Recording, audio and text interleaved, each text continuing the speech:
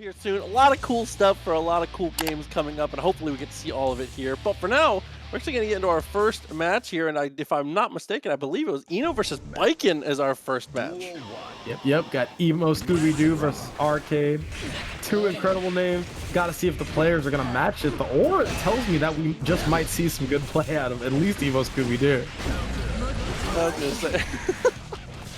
I feel like, especially in early pools, the strength of your name very easily carries through and just like decides how I feel about the rest of your play as a player. I would just honestly.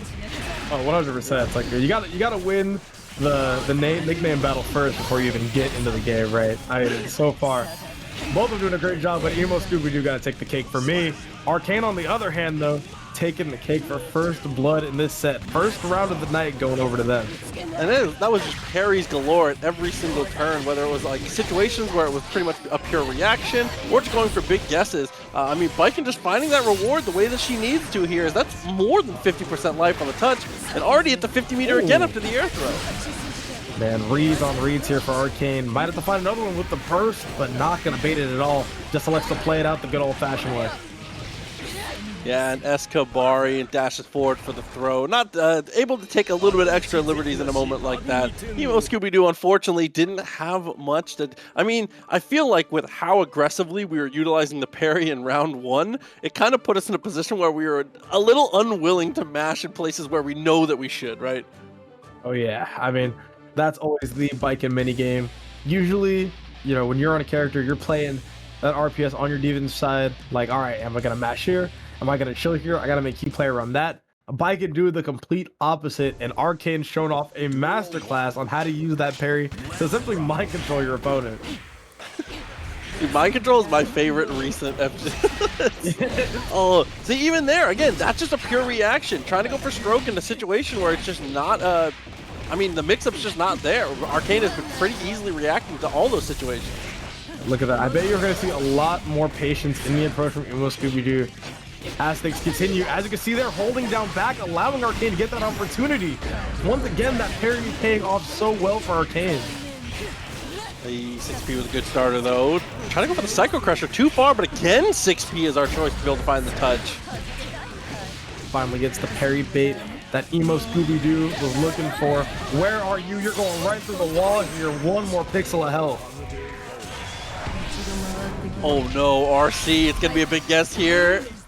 Instead, it's just JS just pushes him down, stabilizes a bit, but unfortunately, you don't have the life to play stable. In a moment like that, I feel like you gotta take a shot for the win. You can't return to the stand-up there with a pixel of life. Yeah, I mean, that forward jump, that forward double jump from EmoScoobyDoo, so smart, allowing him to try and get some sort of advantage here. Advantage being pushed in this round as well. 60% off the board and trying to run away with this game. Jab, forces the burst here, and unfortunately gets caught straight out of the air, the dash through, but had an opportunity, a good burst to be able to get yourself back into it, and then a quick empty low. EmoScoobyDoo, what a bounce back from that game one.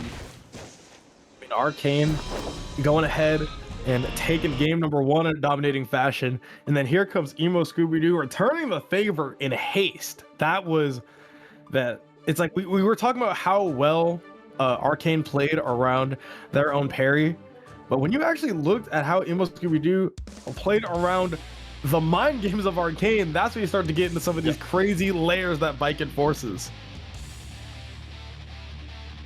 And we'll see if we can keep that same type of momentum, keep that same type of energy. I feel like another thing too is that EmoScoobyDoo is not going for any like reaction check type of things anymore. ArCayne has shown time and time again that if you go for heavy stroke or you go for things from too far away, that parry is absolutely on deck here. So being a little more solid, not trying to go for these weird tests has gone so much better for EmoScoobyDoo. Scooby-Doo slowing it down. Was very headstrong in game number one, trying to slow down the pace, trying to continue the success in game number two, and so far seems to be replicating it incredibly well. That was a cute idea for the bait there. I think he was thinking note for sure. Ends up getting the hit with the tatami on the ground though. Oh, this is a scary spot. Even when the Kabari misses, got the wire seat out here from EmoScoobyDoo trying to make something happen, but ArCayne shuts it down and gets the burst out of EmoScoobyDoo instead. Oh, and tried to take the shot to mix them up. I think he thought it was going to pull them behind him, but unfortunately it doesn't quite work out that way. Good use of the double jump there, and another great poke at round start 2S to win the day. Good God. EmoScoobyDoo running away with victory. Said, ArCayne, you have had your fun. It's my turn to shine. Appreciate the burst timing. Gets the jump in. Here we go. How far can you push this, though? It's going to go for the safe jump. Is going to land it parry. What? Yeah, I was going to say, that's that parry OS. Delayed parry. Taking out the hit stop. Real smart play from ArCayne.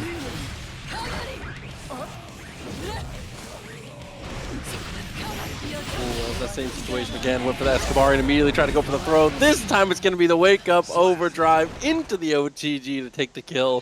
EmoScoobyDoo continuing to get out on this one. 2-1 now. That OTG coming in clutch, because you already know that ArCayne is going to wake up with 100 bar and a head full of steams. So had to shut that one down immediately and does so with ease.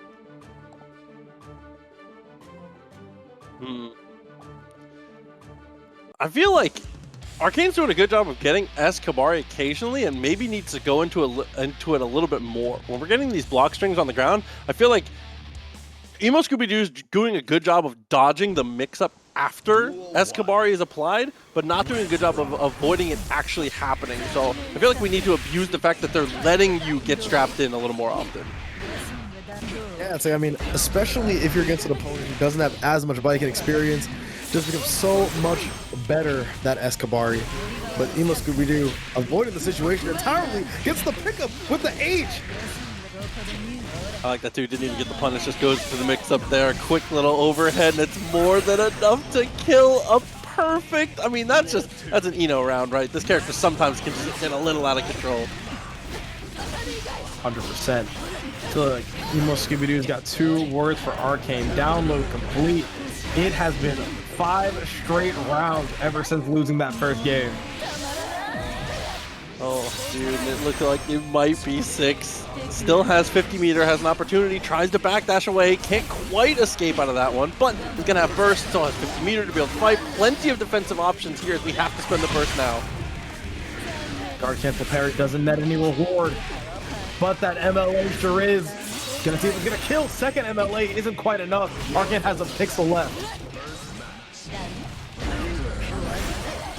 Yep, 2S just burst, just want to get back in the stand-up here, and again, 6P on the landing is able to stop the attempt there from ArCayne, and EmoScoobyDoo coming through with the victory here in round 1. Lobby, I can't allow you to keep on slandering my clients, bro. Like, I'm sorry. Sorry. Oh, good. So Steven's Metagross is actually going to play probably the most accurate, biggest, most metal possible choice here in Bedman, which, I mean, really this checks out. It should have played the blue one, but this checks out. Yeah, I was gonna say, it'd be really funny if, like, you know, if this unknown OD Bedman decided to pull out the actual, like, color coordination for the bid as well. Oh man, already a good start so far though. Doing a pretty decent job here, especially on the reversal. 2D is able to jump out of the situation, still keep the error on deck, and find the tap dust. Everything coming up Bedman. Yeah, I was gonna say, I was like, this could be dead here. Ends up spending the meter with the RC to make sure of it, and Steven the Metagross already off to an incredibly hot start. Use that error effectively as we continue to close the distance here. Just not letting these. Really, it just felt like we haven't had a comfortable opportunity to pull a minion yet. That was really the first one, and it cost our burst. Like, that's an expensive 1 minion. Yeah, it's like, oh my goodness gracious. Now you don't have that for if Metagross is able to get out of here. It's looking like it's not going to be the case, though. Cheer Super still on. Norae still in the driver's seat. Okay. After the break, though, still has burst. It's going to chill for a little bit, though. Minions do manage to find their way across the screen here, but again, with a good movement there from the big boys, able to get out of the corner. Cheer Super back on. Only 1 minion, though. 1 minion in a dream isn't going to be enough to take it, but Steven's Metagross on his last life with the Desperation Super. Oh my god, and gets his head kicked off trying to deflect shield. Jeez.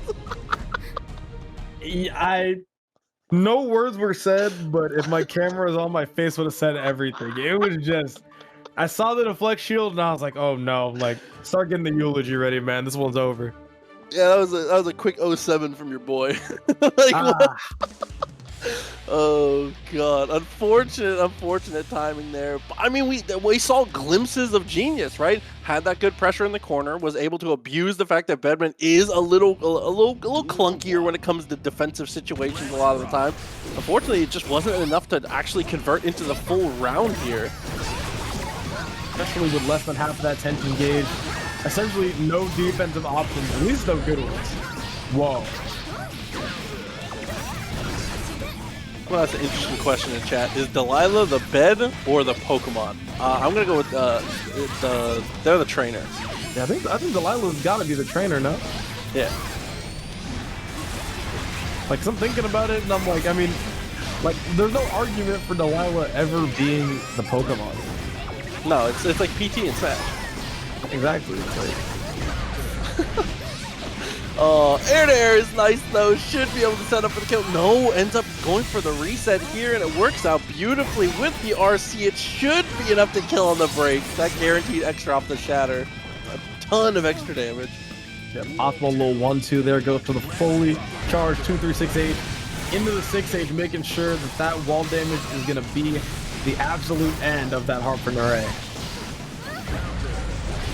Oh no, it gets caught reaching, bro. You hate to see it. Trying to initiate a throw tech in a moment like that is so scary. And a little bit too deep in the cookie jar. Looking like the belt's about to come out here from Steven.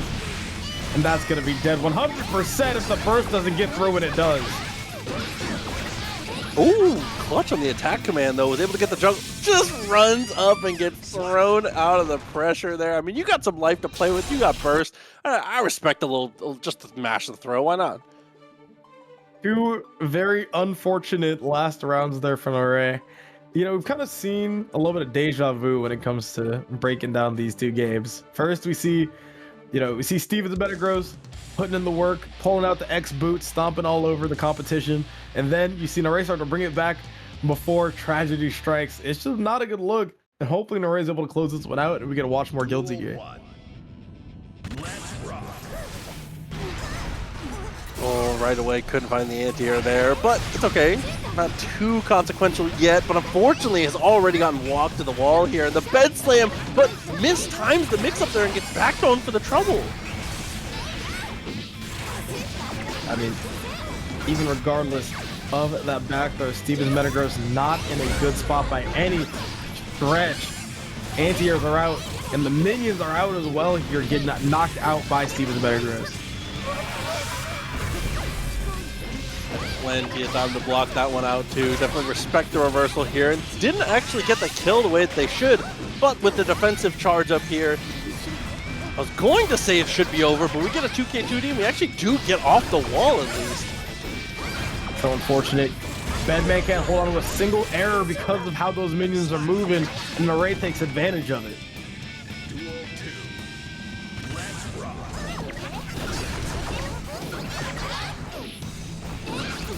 Right, got to see how Steven's Metagross is going to navigate through this minefield.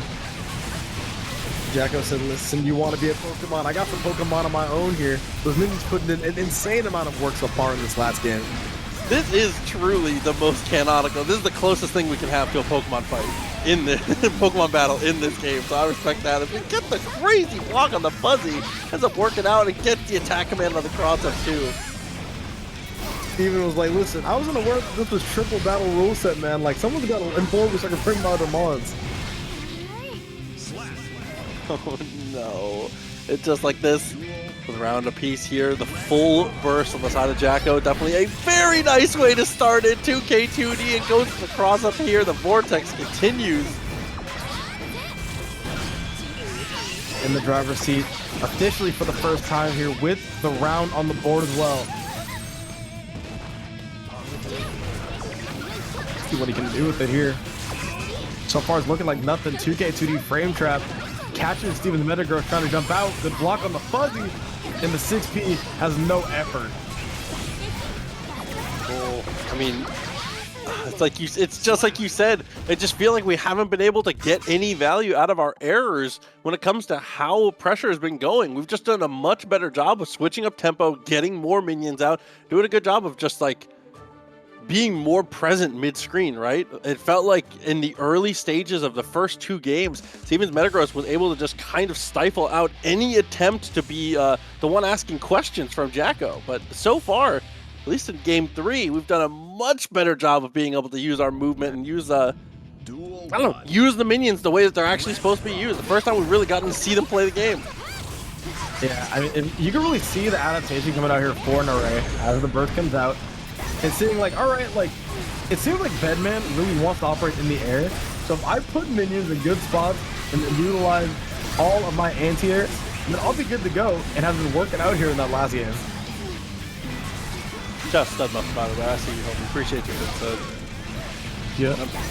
Fortunately there, yeah, the risk gauge was so cranked. That was 5 hits for almost the whole life bar. And then straight after for the finish. Jeez, bro. Disgusting work out here. Steven's Metagross offense has been absurd. Just like in the show, just like in the game. So far, no bit discontinuities yet.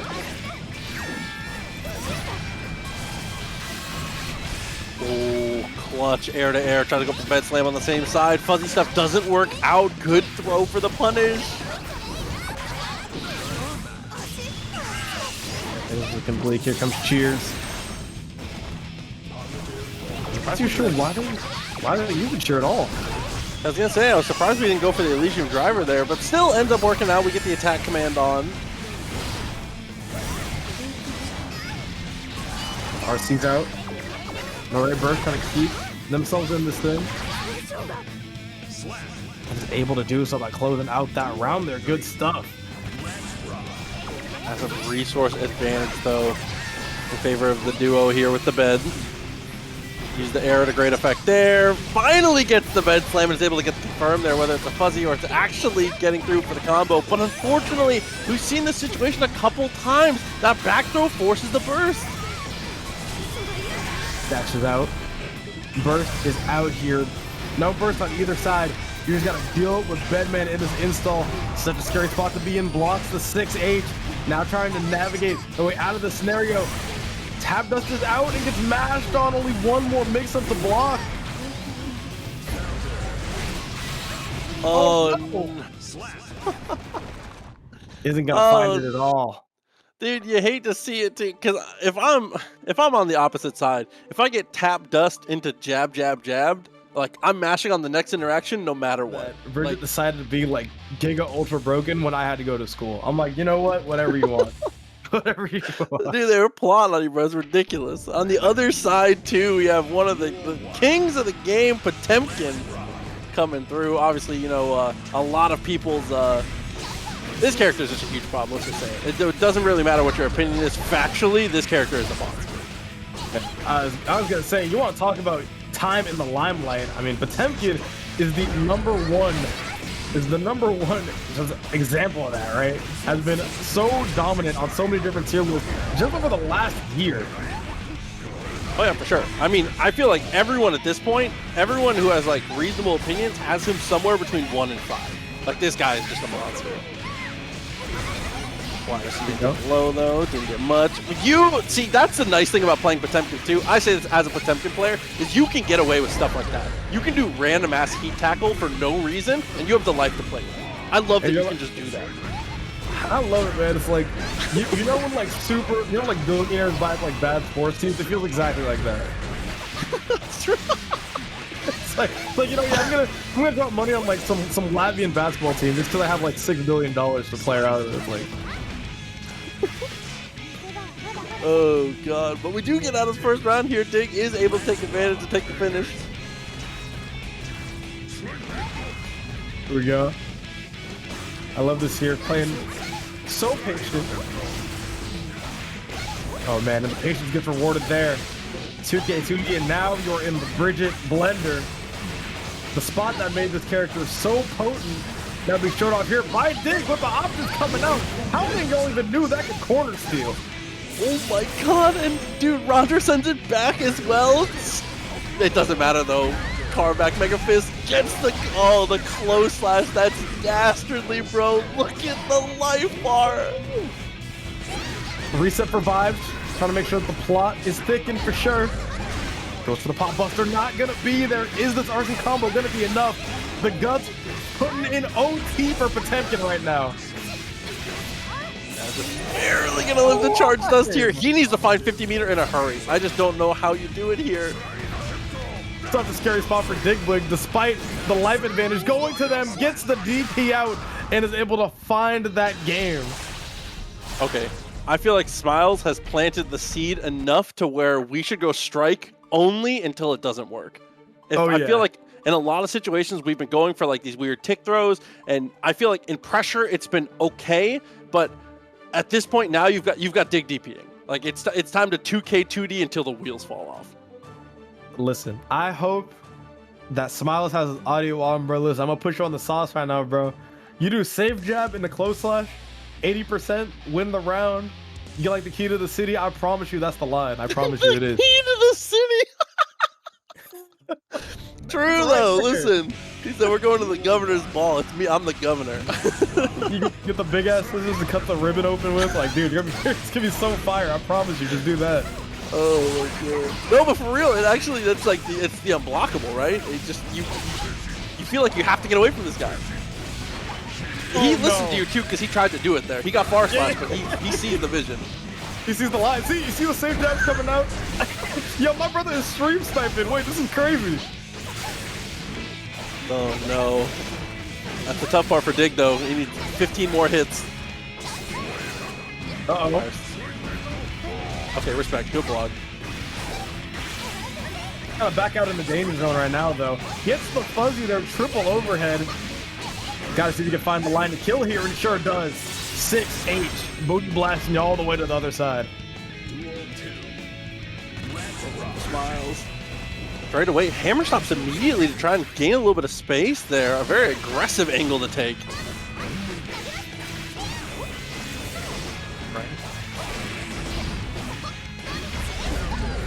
There we go, continuing on with these frame traps. Uh-oh. Trying to get Smilez to press on anything. So far has a lot of armored options as well. Can get scary, and decides to just go with the forward Mega Fist instead. And jab backdash, and then straight into Heat Knuckle. A guaranteed wall break on Heat Knuckle. Oh my goodness.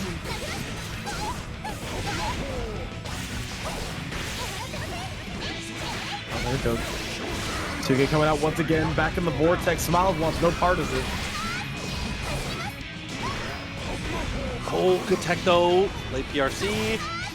Oh, the key to the city, brother. You know what I'm saying? Yeah, there it is.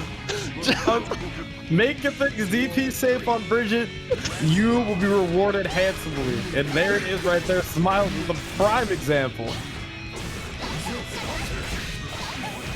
2K2D's out. Oh, I like that there, trying to get the soft knockdown. A little bit more trickery there from Digblig. Charge dust though. Not too much damage, but the positive bonus really is what matters the most here.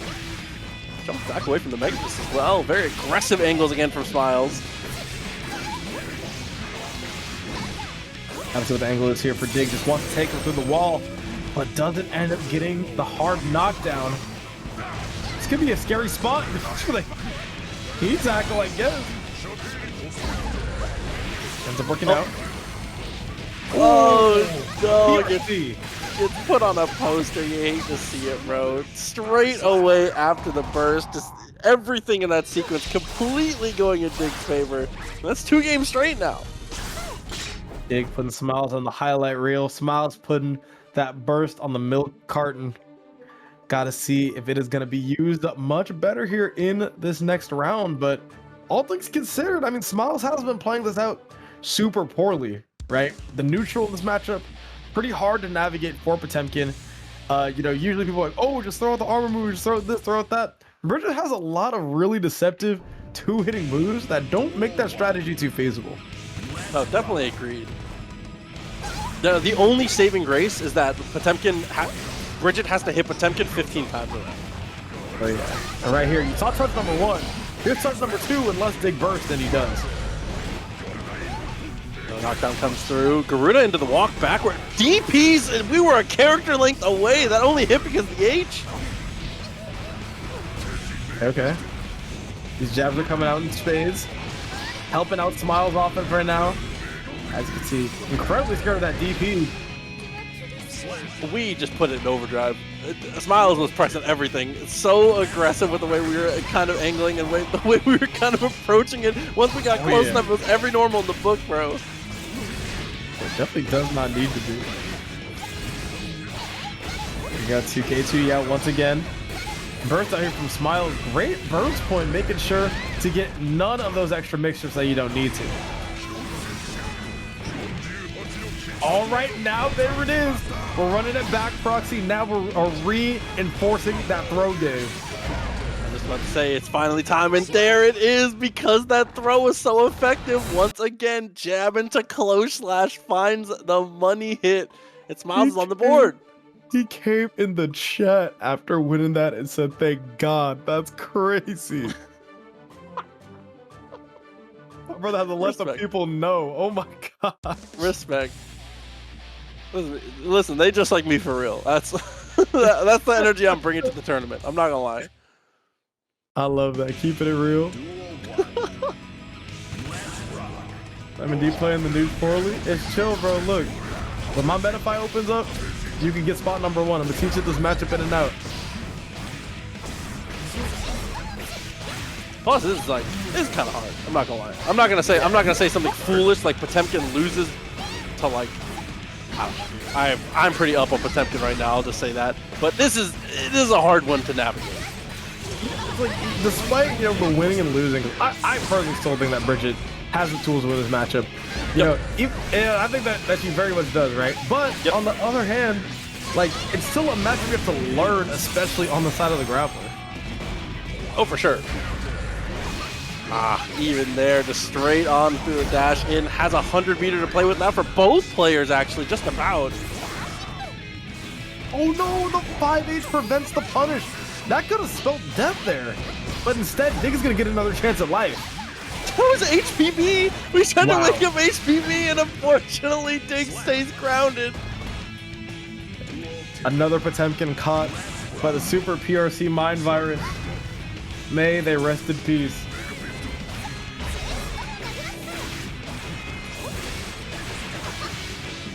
Going for the high. Handled sequence 1 pretty well. Unfortunately, the second sequence is a little too much here. Just about 50% of your life now. Smilez. It's a big opportunity here.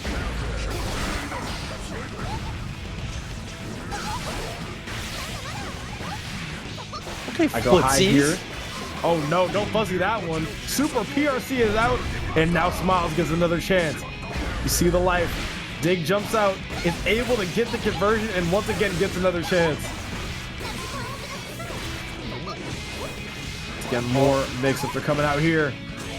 Will this be enough to kill? I'm not too sure. The wall health is not going to be of any help.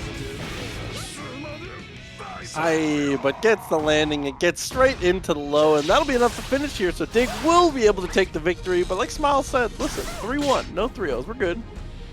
Yeah, chillin' is definitely not a part of the equation for your boy, unfortunately, but that's okay. We're going to move into our next match. It's going to be Stealthy versus Unlucky as our 2 players now. That was a was it Venom, I think it was? Yep, Stealthy coming out of retirement and moving from bad to worse. Was absolutely prime on that axle, and now just left to come out here with a Venom instead. But has always had, has always found success, as you've said, from bad to worse, for sure. But, opportunities potentially here. The offense already cooking so far. As you can see, pretty decent damage off the throw there. That does scale pretty damn heavily. Yeah, it's like you can already see it there. The Venom Buster coming out in groves. And once again, Stealthy able to take advantage of that one slight weakness of the opponent and land a perfect get things kicked off. 6P turns into a knockdown here. Matches on the jab, though. I feel like, especially when you're playing an offensive monster character, it's playing a character with no defense, really knowing when to max the 2P is everything, right? Oh, for sure. Yeah, I mean, this matchup looks incredibly tough, but we were just talking about, you know, sitting under the waterfall and being Zen. Stealthy is a master of that, has been doing this literally since, like, those middle school days. It's crazy how long this kid's been zoning. Oy, Risa touched too far, couldn't quite find the mark, but still, jab, jab, jab, into the pool ball, sets it up one more time, and the overhead does find the mark. That's going to be enough to kill here for Stealthy, I do believe, and it is. Stealthy making the Grand Canyon look like a crack in the road with the gap that he is applying right now. This is nonsense, bro. I wouldn't expect anybody to have, you know, a Venom winning a game in this matchup. Yeah, I mean, I feel like Venom can do well once they actually establish themselves in offense, but establishing yourself against Ram as Venom on paper feels impossible. Like, you shouldn't be able to. But we're going to switch, actually. It's going to be the Baiken instead. Yeah, it's like, listen, why don't I go back to a matchup that's definitely a bit more even? Maybe it's just for comfortability's sake, or maybe it's like a matchup they've just played a little bit more, but yeah, I mean, on paper, Ram is definitely the better matchup, but I think Baiken still does well here. Baiken does well, and of course, the best matchup in any character is the one that you are the most comfortable with, man. Yep. Preach it time and time again, and it remains true to this day. You can already see that Unlucky in just 20 seconds is already doing much better than on the Ram pick. He doubles up on the Yozansen. Everything coming up our way. There's a difference with the $5 into the match arena. Thank you very much. Appreciate you a ton for that. The 5 buckaroonies as our players fight for a chance at one of those. Stealthy coming out here at the YRC, and then tries to pull out just a few more pool balls. Not going to be it though. Unlucky taking it down, and so far has been dominant in round 1. Oy. Sleepy leg works out well. I thought for sure it was going to be a late Yozansen. Instead, looks for the low here. It goes for the jump in, but unfortunately, presses at a weird timing there. Stealthy ends up getting the 6P for it.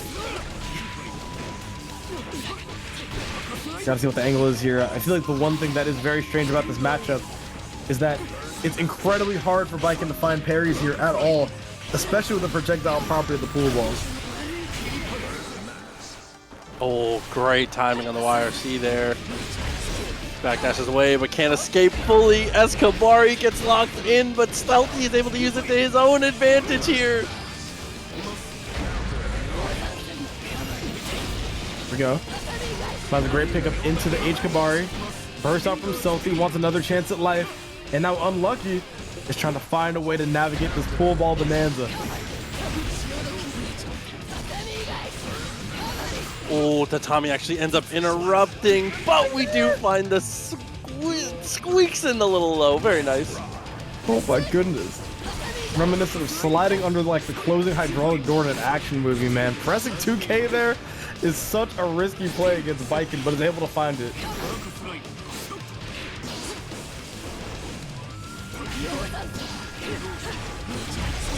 Once again, Yozansen continues to be a huge problem. Wild Assault to guarantee.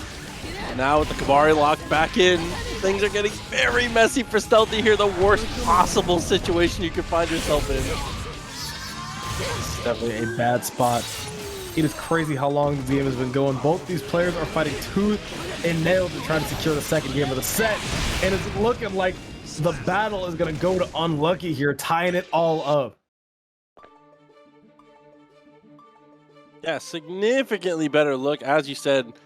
Switching into the Baiken here. Let's see if Stealthy, who also, again, is a... Nope, he's getting it straight back into the cab here.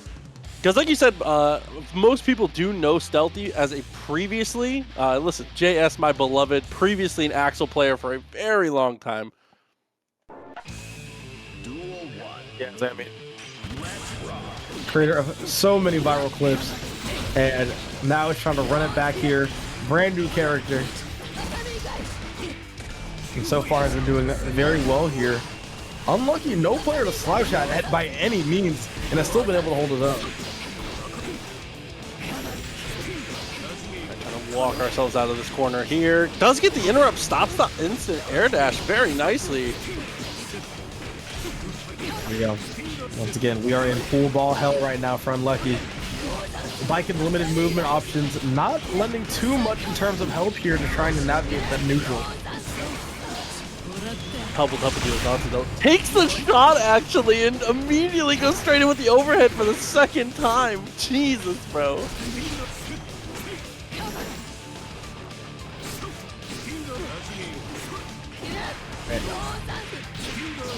We gotta see what adjustments Unlucky's gonna be able to make once he gets on the offensive side of things, because right now it's looking like it's all stealthy, except for like not even the close slash. I couldn't even imagine what move was getting pros there.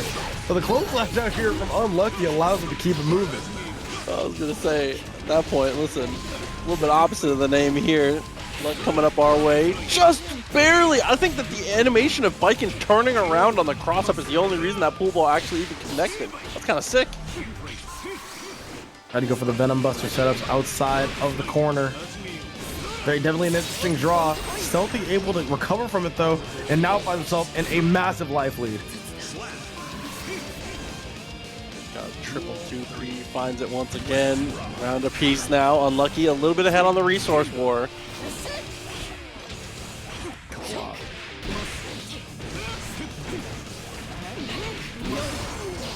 Yeah, it's the burst. Burst out for Unlucky now. Gotta make sure that this offensive sequence is exactly as you drew it up, because the moment that you are outside of that offensive scenario, you're gonna be in a world of hurt here with this Venom mix.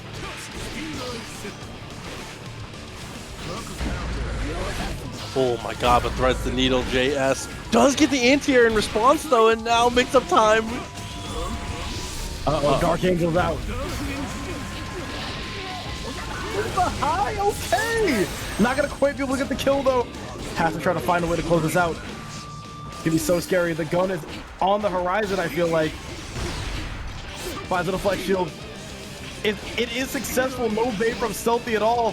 Only one more pixel of health and no meter to Unlucky's name. Dark Angel is out once again.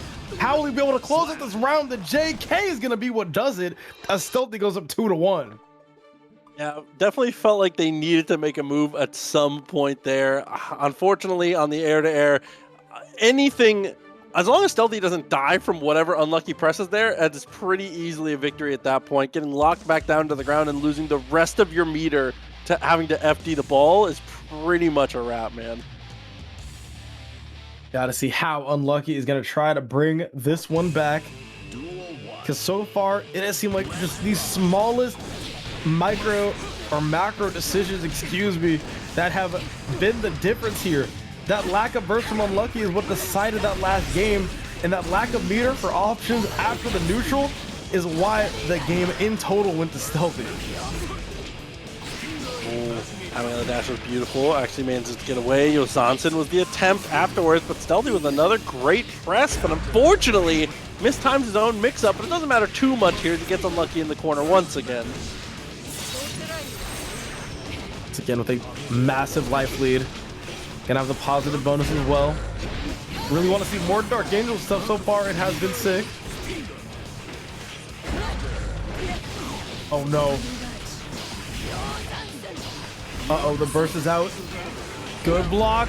The YRC. It's gonna get baited though. Now Stealthy has no burst after trying to use it on the hero play.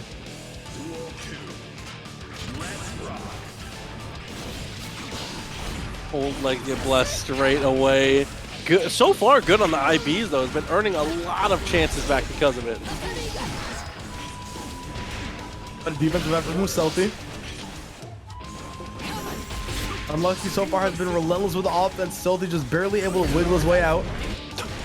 Isn't able to wiggle his way out of that one though. Coming and flying with the TK Yozansen.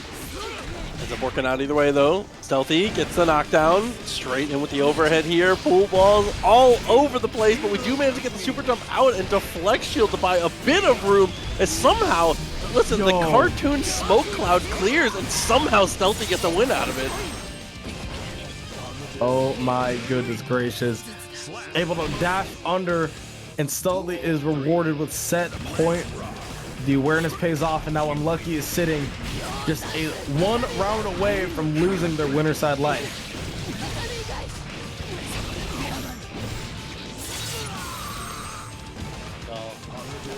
Terrible place now. He's gonna try to take things back a bit. Very nice on the anti-air. Yo, IDJS once again. Gotta be so careful. Blocked the Yozansen, and now once again Stealthy has a chance. The burst is out. Such a scary spot. Able to find the burst though. You have one more shot. Like this, gonna try to populate the screen and try to walk back to the mid screen as quick as we can. Gets him on the throw. Okay, beautiful from Stealthy. God. Okay, YRC's out. You have no more meter. You gotta be so careful. That's Vix. And mashes. Or tries to go for the throw, but regardless, it's gonna be Stealthy not able to find the end of the game, and we're all tied up at 2-2. I mean, it's just... I never would have thought that Venom would have been the pick for Stealthy if he was gonna switch. Can I just say that? For sure. I mean, knowing him though, he has definitely been very excited for this character, but I don't know if this character is very excited for him the way that he's been treating Stealthy. I mean, it's just like, you know, there's some problems. It's just a lot of inconsistency. The damage isn't super good. It just feels like it's like you could get a lot of things that he has on other characters potentially, just better. But so far, as you said, things have been working out to a degree here. 2-2 still. As Stealthy unfortunately has to spend their burst off of that one. Has a third of their life left. It's the far slash now. Playing this pool ball neutral. The bar that Unlucky tried to go, be the one to be the aggressor, and is gonna get rewarded for it with a Dark Angel straight to the face. Here comes RoboKai with the assist. We already have too many tag games, and here he comes. Stealthy once again on set point. Good boy there. It's getting the trade. Not what you want to see, but still okay. Holding with the Kabari. Block for your life while it's still strapped in. It's the TK. Just wants to maintain this corner pressure. Goes for the Yozansen again. Such a scary spot. Trying to catch the backdash. Nothing there though. Oh, and I have to throw one more time. That is the lowest damage wall break I've ever seen, but it's okay. Positive bonus is the big thing here. It would have been a positive bonus. And you can see the respect that Unlucky has garnered. Able to now just press 5P on Wake Up on game 5 in a last round, last hit scenario. Like, that is why you have to play out your cards so well in the rest of the set.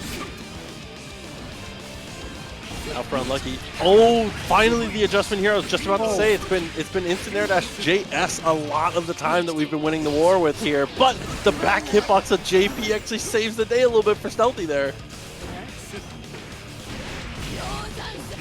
Get the balls out in any way possible. Good block on the overhead. Still blocking, gets the BRC. Able to catch that. No block on the overhead this time either. Oh man, has navigated the tether scenarios as well. What hasn't he lagged yet besides getting hit by that tether?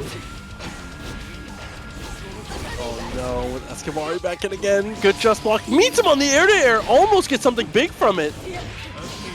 Oh, 6P's out. Could have found another one, but there's no meter here. No more threat of that Yozansen. Needs to land about 3 more to equate to a kill. That's one. No real need to carry it here for Stealthy. Ends up landing it.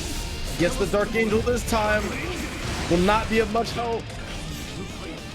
Oh, but now no meter left. Everything is Chipp at this point here. Smashes on the 2P. They clash, and Unlucky just full commits and full sends. That is crazy. Unlucky being the lucky one today. Prep or just decided to stop on by. Hotashi, always a friend of the show. Absolutely, but unfortunately here, it's going to run into nobody's friend here. Goldlewis on the other side. Definitely a terrifying matchup for just about anyone here. But for Hotashi, at least it seems early. Not something we're too worried about here. Spends up to, gets up to level 3 blood and is able to pretty handily take the lead.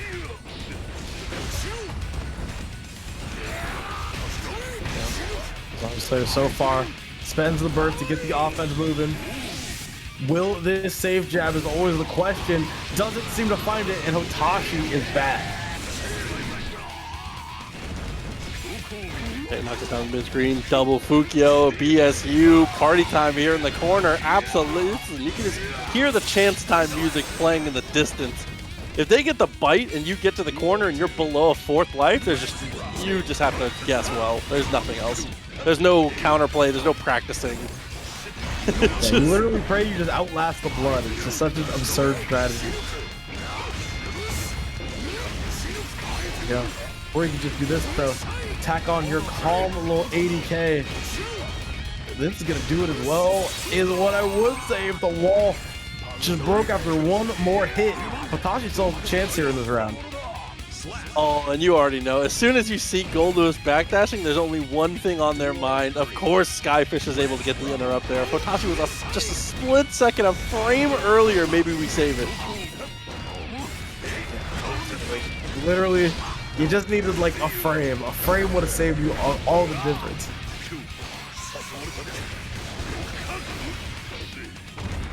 That's not gonna work out. It's a jumps over the far slash and goes straight into White Wild Assault. Cute idea.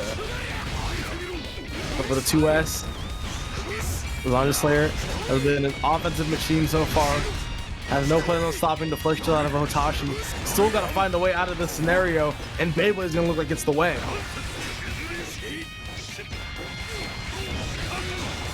Oh, far slash string.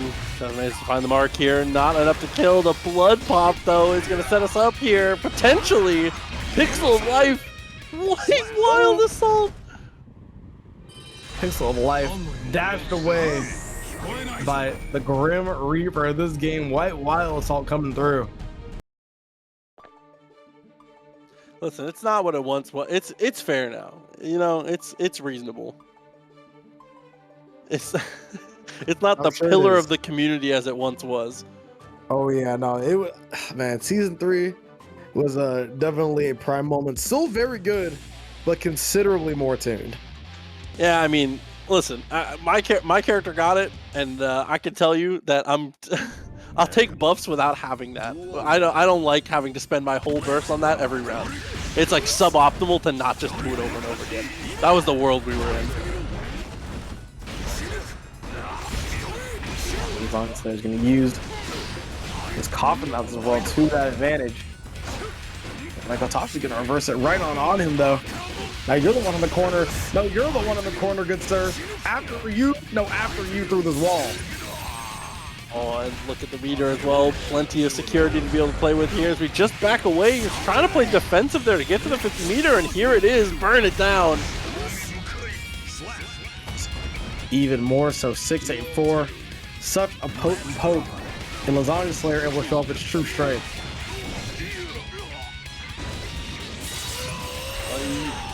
Managed to get the wall break there, doing good damage. Jesus, what a starter too. Life bar starting to dwindle a bit. It's max meter for Hotashi, the 1,000-year Blood War to get through it here, and Lasagna Slayer has not really gotten to play much this round. So Lasagna Slayer gets an opportunity, because with that positive bonus, you get access to the meter, you get access to your supers now. Look at that, you get access to 200 meter as well, and you don't even need to use it. You just utilize the threat to take that round with the 7 white letters on display. Oh, 5K breaks the drone. Saves the day, and off of the trade close slash, everything coming up Hotashi here as we tap the dust. Bloodgate still looking pretty high, but we're not too worried about it here as we get to the corner. It gets flipped by the 2H. Oh no. I mean, once you get the level 3 blood in moments like that, you can be pretty aggressive. You can take some space. You can take some liberties here. And Hotashi with a big read on that one to be able to actually snipe the jump backwards there. Lasagna Slayer a little out of their depth in game 2, it felt like there. It just literally everything came up Hotashi at every single turn. Kind of that's kind of how people from back then got down. First game, literally just data. You know, if I win, it's cool, that's tight. But if not, then I'm gonna take it into the next round with the information that I gained. And Hotashi was doing that perfectly, but Lasagna Slayer keeps on trying to teach this old dog some new tricks. I.e. the 2K, more than enough to seal the deal. White Wild Assault right off the rip. Hotashi able to press in response though, gets the clean hit. And just like that, it's the blood pop to reset us. 6-8 coming through, optimal damage. And Lasagna Slayer just caught again for another bookstore.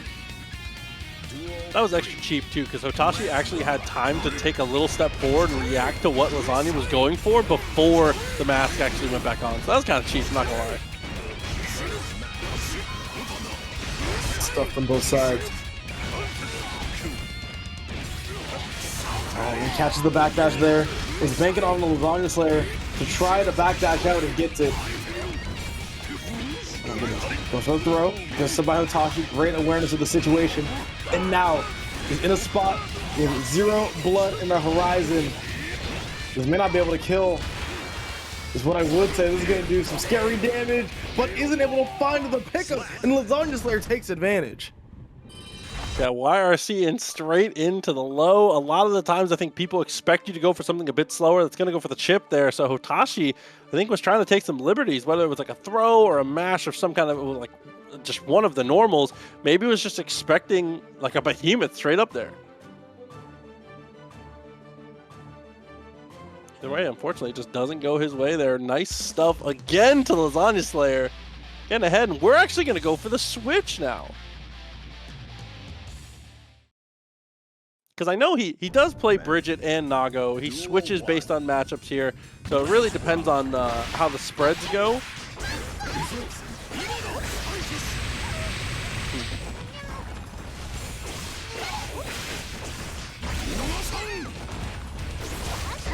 Oh, no, and the DP goes way wide. It's going to get destroyed for it. That's more than 50% of your life. This is not a great look.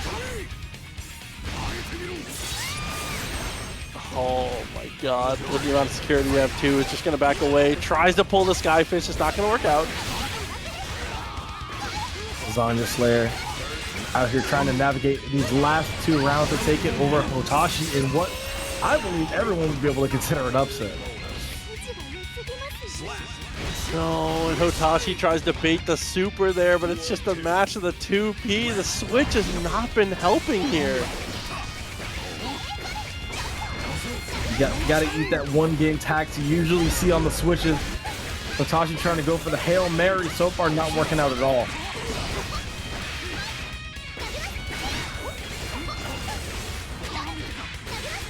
Boy, Blast gets the throw, 100 meter to be able to play with. Got killed there. Wants to go for the extra sauce though, gets the tap dust, and is able to get the pickup as well. Hotashi's still in this thing.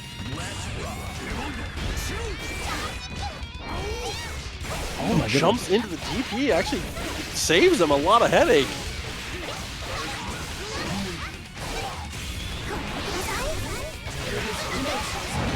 Monsters with the super as well.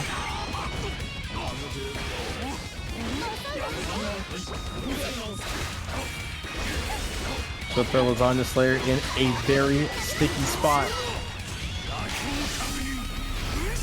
Burst down after the burst, runs up and gets the throw, manages to avoid just about everything here, but that was potentially round ending. A great burst from Hotashi. Your plus, I was gonna say Bridget is plus there. Be real careful. And Hotashi able to pick this one up. We're going to a game 5 with the Bridget counter pick this time. I feel like this was a scary one too, because not to say that if the Goldlewis plays this matchup well, I feel like it's really easy to explode as the Bridget. So this was definitely a scary one to pick. Way less mistakes to be made from the side of Bridget in comparison to Nagoriyuki on this one. %. I mean, this is already such a scary matchup in regards to, all right, I know that if I get hit, I am absolutely finished. But so far, Hotashi has been able to navigate this one well and putting the offense to work as well.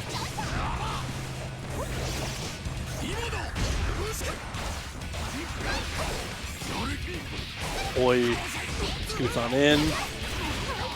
Here's the low. Man's trying to throw as well. Yo-Yo still there. Finally finds the dash and a couple whiffs. Trying to go for the slump stuff.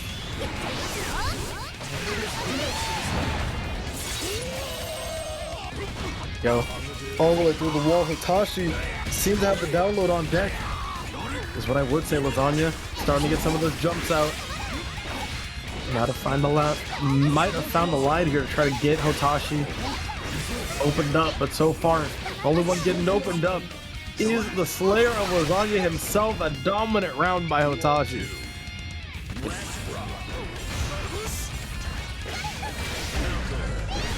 Oh no, and just timing from bad to worse there. Tries to set up the drone. Hotashi was already committed in the air. There we go. Hotashi once again getting it moving on the offense. Good backdash by Lasagna Slayer.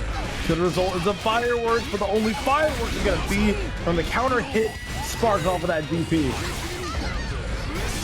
Oh no. My god, yeah, you already know. If you whiff DP in this matchup here, yeah, goodbye. Yeah, that was definitely going to be a rough one right there, especially with that whiff DP. Like, we already knew that it was more than over.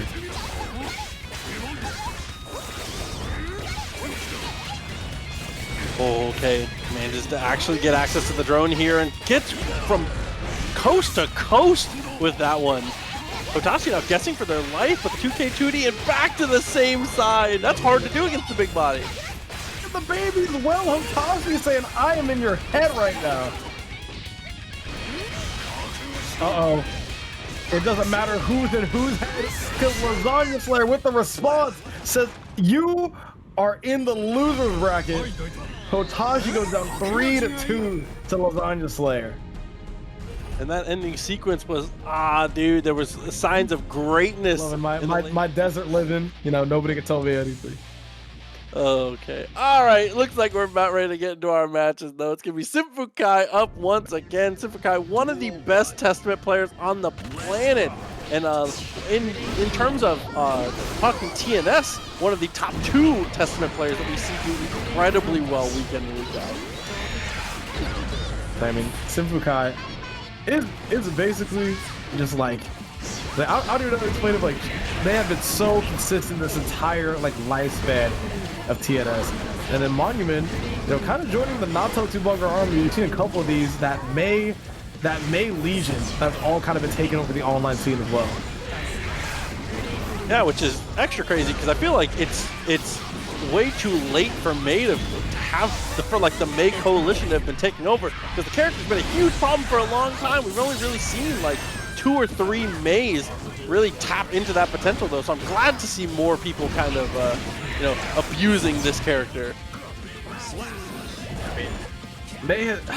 I always hate these, because you can't even call them potential main characters. It's like these characters where you know they're good, but you haven't really been seeing the results on the player base to really just showcase how jacked up they are. Like, man, May has finally been navigating away from that now.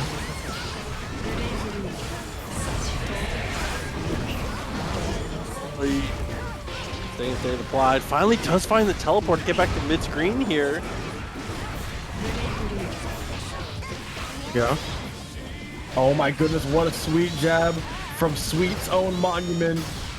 Able to find a way out of that. Side switch is looking good. And now, once again, a massive life lead out here for Monumin.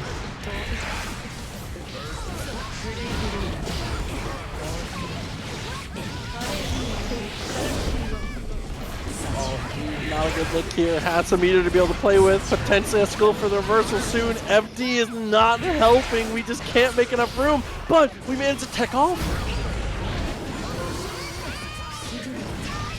ERCOS comes out. And what a comeback from SYMPHUUKAI. Looks on their last legs and is able to find the game. A smooth criminal-ass PRC. I respect that. Beautiful way to kind of interrupt and handle business the way that you need to there. I mean, SYMPHUUKAI is... I don't know. I'm so glad to see... Testament's another one of those characters where I feel like there was a long period of time where we didn't have anyone really repping the character, at least not like in the limelight the way that they needed to with this character. But patches have been very kind, and the player base has been rewarded. Oh, that 5/8 was going to do massive damage. SYMPHUUKAI knew that they had to get out of there immediately. Good burst on them. Okay, little Mixy-Wixy coming out here. 40% off of that one too, the overhead jab.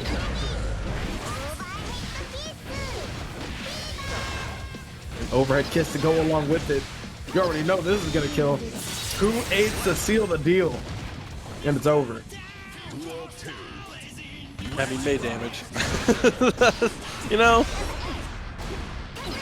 2S into Wild Assault though. A touch far away. Dances to get away with the up dolphin there, but I was going to say continues to have the defense hold up, but unfortunately there it's clipped. But with one good teleport, we're able to get back to mid-screen. Ah, that throw was crazy. I don't know if SYMPHUUKAI messed up or Monumin just knows the matchup, but so far has been just so aware, and it's finally getting some reward for it.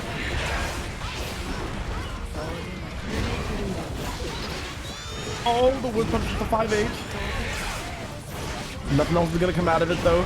SYMPHUUKAI trying to keep Monumin at bay as Monumin tries to find a way to squirm out with zero help from SYMPHUUKAI.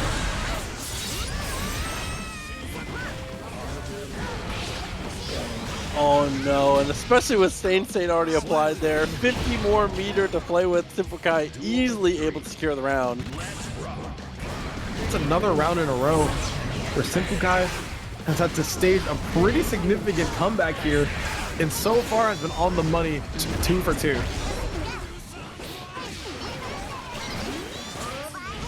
Okay, there's a lot of visual noise right there. A lot to deal with. In the end, we find the throw. Yeah, this is a scary spot. And as you can see, SYMPHUUKAI not going anywhere. Good adjustment by Monumin. Versus out from SYMPHUUKAI.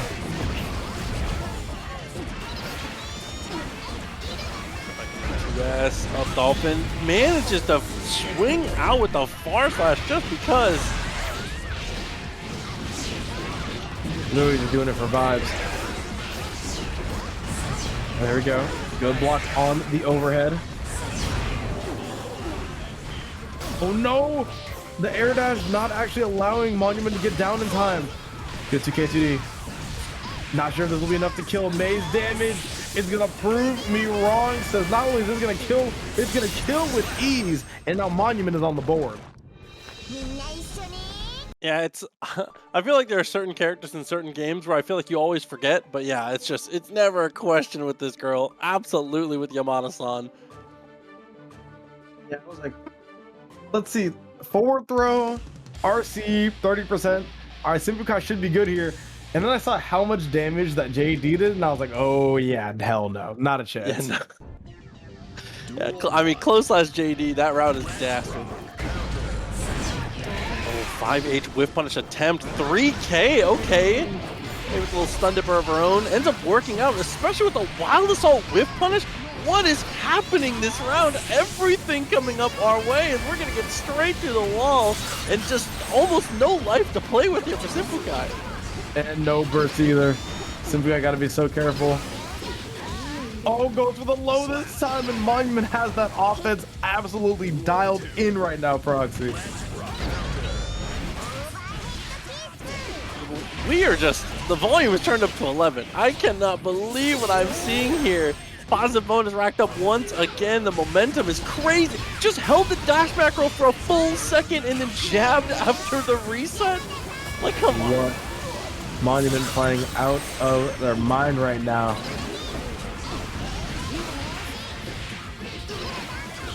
Like, Trying to do everything that they can to get out of those burst bait scenario, but SYMPHUUKAI finds a way to thread the needle with a burst, tries to stage a comeback, but Monumin puts out that stop sign of a 2K to stop all momentum. yeah, that was talk about things going right for you. Just turning up the heat a little bit seems to be all we needed. The very aggressive outlook ends up working out beautifully. I think people underrate, just like how we were talking about, you know, turn on the waterfall sounds and chill sometimes. I think people do underrate just holding W sometimes. Sometimes you just gotta go forward, especially on a character like Meg, where realistically, you're rolling the dice over and over again. You know, every once in a while, you gotta actually roll the dice to get paid. You can't just kind of sit there and hold on to your money.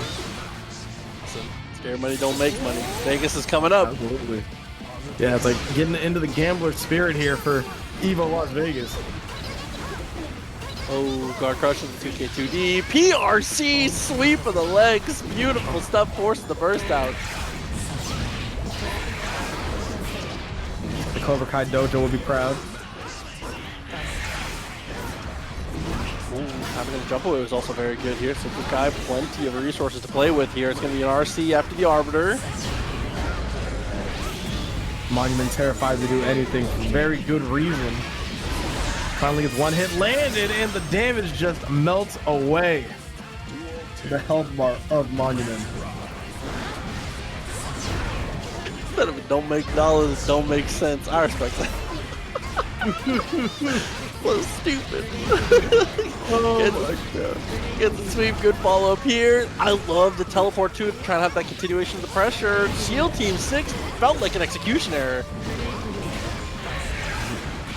There we go. More Stain State. And more Wonder Twins out here for SYMPHUUKAI. That 6H not going to quite be able to kill those Japanese guts coming in handy. But it should be very close.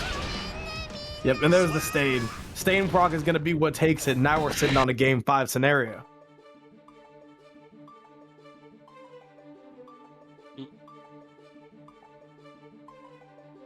I mean, I feel like there was just a couple more miscues and a couple more execution errors from Monumin there. Like, not much else to say. I feel like their macro game plan was very similar.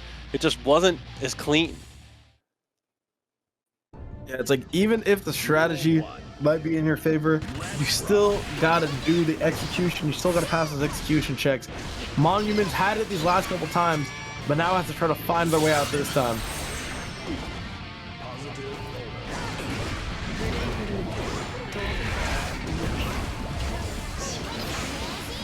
Uh-oh. Didn't quite believe in that combo there. Monumin able to find their way out with the burst. Try and restart things. SYMPHUUKAI says, you aren't going anywhere. We're going back to the basics. And back into the confirmed, the 5K into the twins.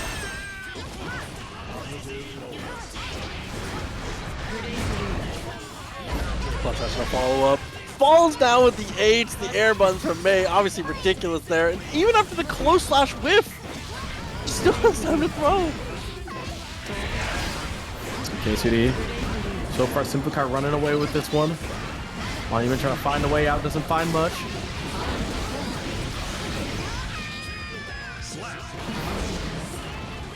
And it's looking like it's going to go on over to SYMPHUUKAI. Has the lead with the burst, has the lead with the rounds, and has the lead with the momentum as well.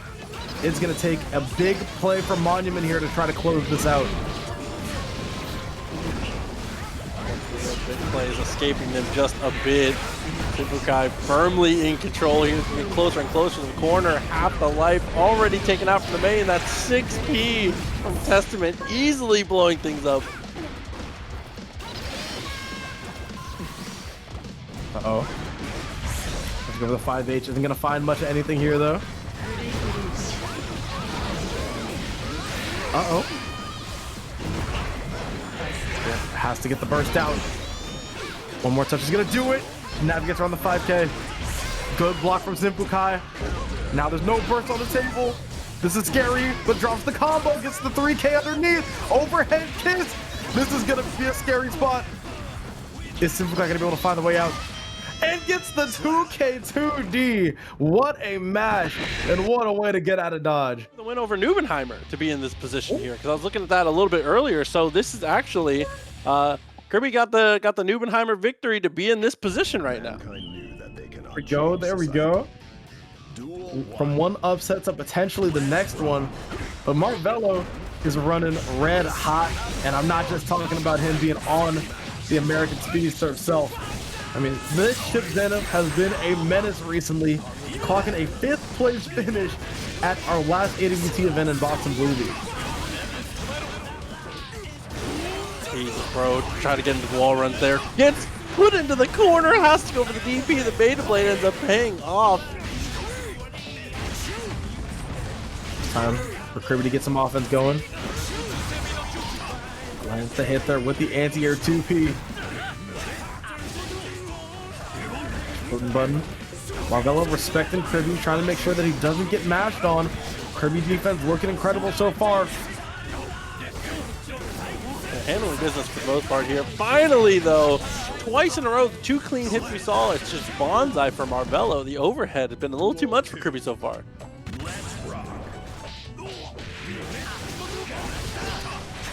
There we go. Gets all 3 records going. Oh man, what a way to stop that 2K. Marvelo with the whiff punish.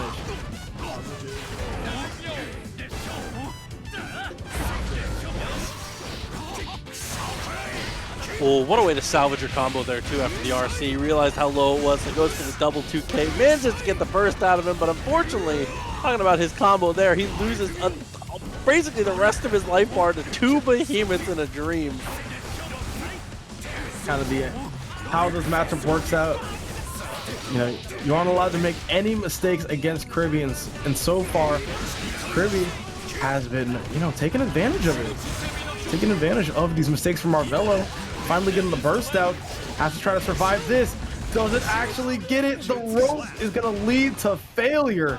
And now Kriby is going to be looking at a Chipp with no burst on the other side. Yeah, I'm glad you said that too. Really can't make any mistakes. I mean, Chipp is winning until he's losing in this match, 100%. Like he's full control with his speed, with the way that he kind of controls the neutral and controls the pace. But then you walk into one behemoth like this, and you're just cooked. You just have to hold FD and kind of pray that things aren't going to be as bad as you think they could be. Again, we're doing really well with these blocks, Marvelo. Sitting here trying to find these whiff punishes and ends up getting it. Good awareness as well to utilize the meter.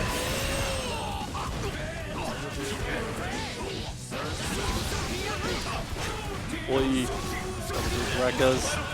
Oh no, and the low starter still has burst. RC to try and bait, and Min just to get the stick. Holds on to it for just a touch too long. Marvelo gonna be able to close that one out. I mean, that was already looking really scary for Marvelo. I mean, when you looked at the round start state after round 3, you were like, all right, this is going to be an uphill battle for sure. But a couple of really smart plays coming out here from Marvelo allowed him to go ahead and take that first game. Man. Duel 1. Let's rock. And right off the rip. Finds the touch, gets incredibly aggressive here, finds the low, but unfortunately overcommits on the bonsai. Didn't think that was going to connect. I don't think anyone was too sure of that one. Wire seems out from Marvelo, 2K, 2D, catches Kriby trying to mash. It's again, the jab acting as that Swiss Army knife in Marvelo's toolkit. So far has acted as an anti-air, as a mash, so much good utility. Good range though, here it comes, burn it down, gonna try to pull him in for this one, and barely gets the connection after the mix-up.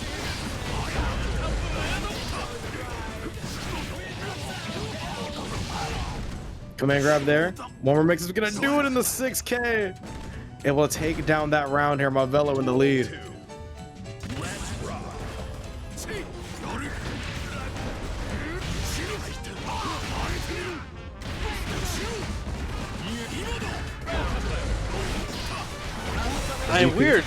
we're so consistent. We are shockingly consistent with these DPs right now, bro. Yeah, I was gonna say, I feel like the hit rate from Marvelo on these DPs has been ridiculous. Let's go for the 2K again. I'm gonna get right in position with that whiff punish. Yeah, definitely had the right idea on that one. Unfortunately, it doesn't work out. Tries to go for the jump in again. This time it's gonna be the straight up full send to the bonsai. It just barely gets a connection. Missed out the first time. Almost got the wall unstick there.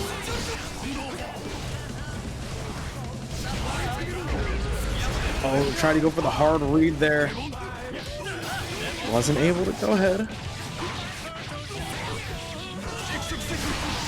There we go. And Marvelo's gonna go ahead and close it out here with the super. That was looking real good for Kriby. Got the hard read with Marvelo once again, able to find victory from the jaws of defeat.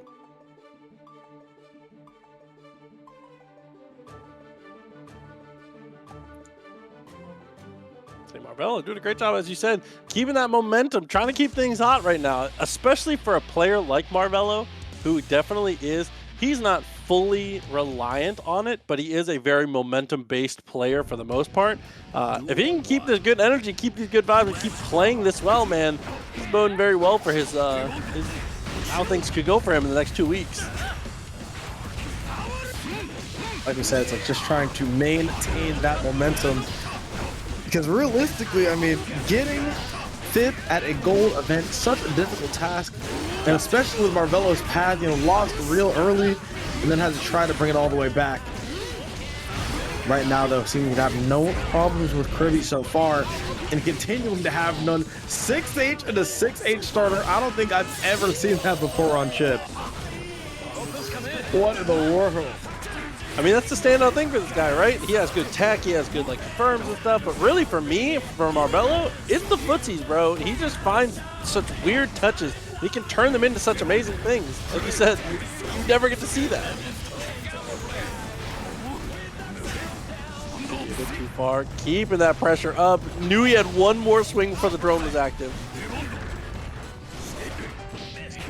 Go. No, wasn't able to find the confirm. Good block from Marvelo so far. Kriby not able to find the backdash. Just incredibly clutch 5K to try to do something. There's nothing there though. Gets caught. Thinks they can try to win this round. Oh my goodness, and finds the hit. Doesn't get the OTG. Such a scary spot. There's the burn down. You have to jump out of the way.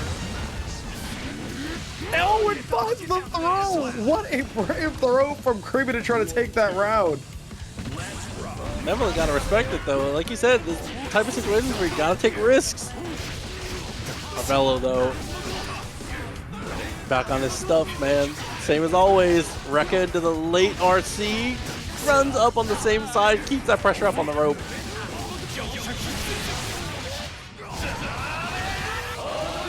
Kriby finally ends up getting caught out there. Now gonna go through the wall for his troubles. Marvelo going for the cross up. Tried to mash on the whip, but Marvelo is more ready. The faster buttons. No burst is going to come out. And it's looking like that, of course, is going to be the play there. Kriby wants to go in with a slight advantage wherever he can.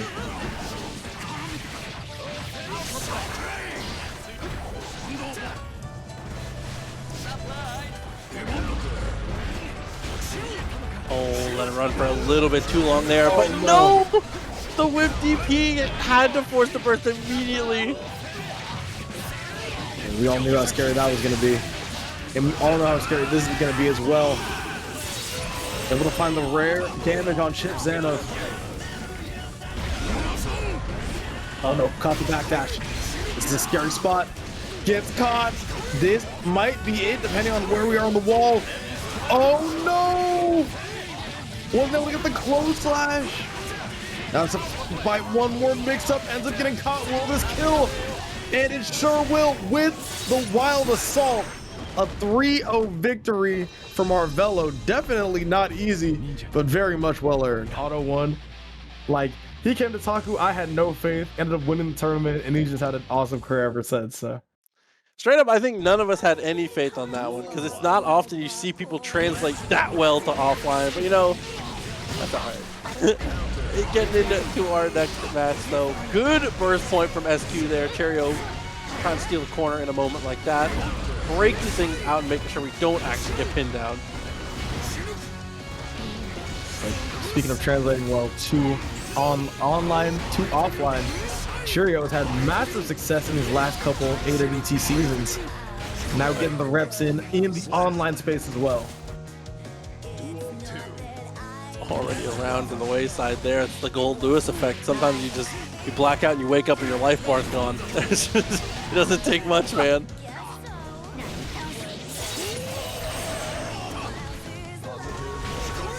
Uh-oh. There we go. SQ still hanging on to a life lead here in the second round. There we go, just trying to find the spots wherever he can get them. So far, though, it's not looking like that's just about anywhere.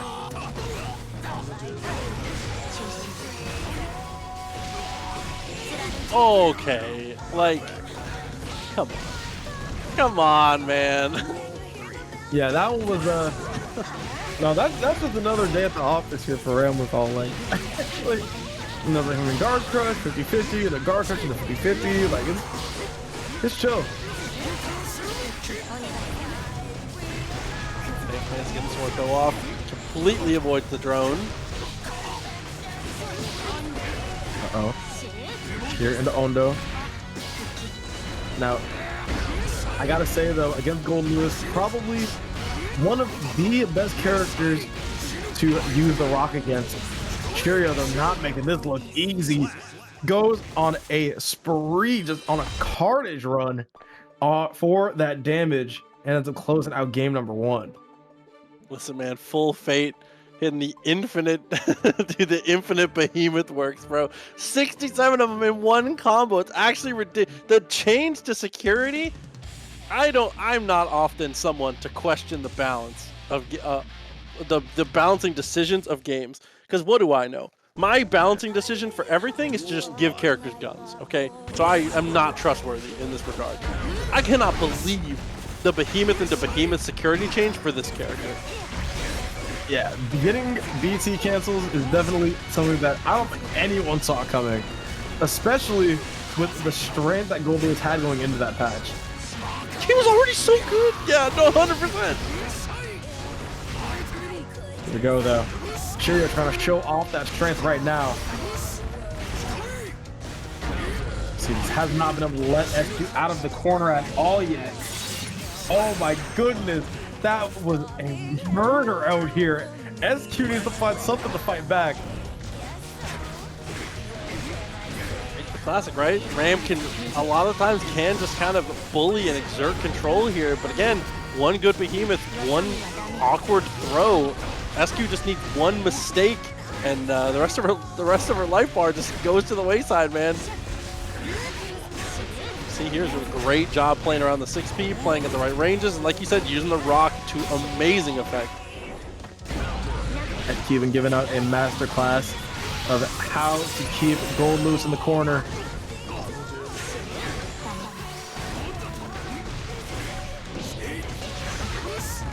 Here we go.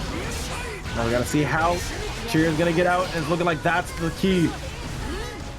One of Ram's swords still out by the wayside, ends up getting it just in time, and SQ able to make the play around it as well to keep in this one. Tap doesn't pop, the timing is perfect. Finds a knockdown though. OTG close slash into the dash there, sets you up for the nastiest situations too, because you know, it can be something simple, but especially SQ, who's someone who has labbed everything, obviously. I don't know, it just puts you in some disgusting stuff. So far, the only one who's getting put in disgusting stuff is SQ, the progenitor of it herself. Because my goodness, Cheryo went on yet another murder spree of that health bar. So much damage for him, and now up 2-0 in the set. I'll say an absolute rampage for sure. SQ needs a little bit of a slowdown here. This is not something you hop straight back into, especially not against a player like Cheryo who's so good at being able to ride the wave.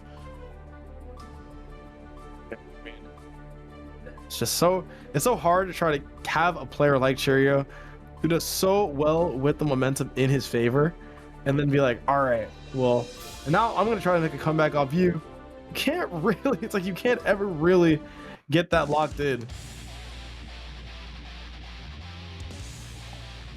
Okay, so after having a little bit of time for themselves to be able to, you know, consider the potential options, we are going to get back into it one more time into the breach here. SQ and Cheryo. Straight away, SQ finds a disgusting cross up there, and it's just continuing to harass with the close slashes here, playing a little bit more metered in terms of pressure, just so far at least.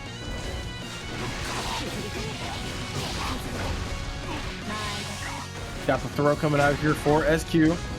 Cheryo finally on the ropes, which is something that is very rare to say at this time.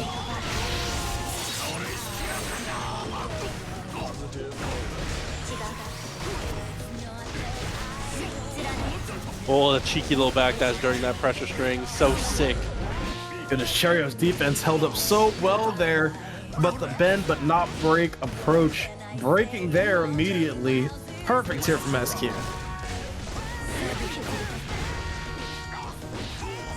Oh, because of the spacing there, even with the just block, still was able to get the 5K afterwards. Go. Once again, Cheryo finds himself in the corner. Not much you can do. Just gotta hold this rock, find the gold burst, but you don't have any meter. Let's go for the super as well. Oh, flipped on into, way to take an aggressive angle there to try and be present in the moment and be able to find your swords here. Super comes through and it's not gonna work. No, this is not the spot you want to be in it for SQ. Great job. Takes out some of the security gauge. But at the end of the day, this is such a scary spot to be in. Plus frames on plus frame coming out here. Finally cracks on the overhead. Is going to land the jab once again. This is SQ's spot to win at the moment. The sword on the screen, and she takes advantage. Finds the game in a terrifying fashion. The forbidden jump pass there was absolutely disgusting. Manages to find the cross up. That's another one of those ones where you don't get to use it as often because a lot of people will just like, will kind of tune into it and be able to mash at the right timings, but when you're actually able to send it, it's just too good. Man, I mean, those are the spots that even after you get caught in a spot like that, where you're like, all right, I have no burst, I have no meter. It is a dream scenario for your opponent to finally get jabbed on, get a bit flustered, and you finally get to get your mix-up game going. This should be huge momentum for SQ leading up to the next couple games. My God, nice confirm on the whiff punish there. Doesn't get everything, but still, pressure's good enough. Rekka catches the jump, actually. I was not expecting that to have that good of a vertical hitbox, but it ends up working out. SQ on the warpath here. Finally finds a way to get that perfect going. Cheryo trying to seize at least some of his momentum back and finds it there with the BCs. Might be death. Scaling it a little bit too high is what I would say. If this didn't kill immediately, what was I thinking? Oh my God. Oh my fault. Oh, what a punish, dude. 2P after the instant block. Absolutely ridiculous here. That's the OTG into the overheads, continuing to swale away. Chipp is adding up. We're below half life now. Oh, this is looking like a wash. Will SQ get her burst back in time? Cheryo makes sure that that is not the case and takes it 3-1 here. Moving on over what we would consider yet again another favorite going down to the loser side of the bracket. In here, seems like we are both locked and loaded and ready to go. All right, so as we said, a top 8 qualifier to the winner's side that we're going to get to witness here.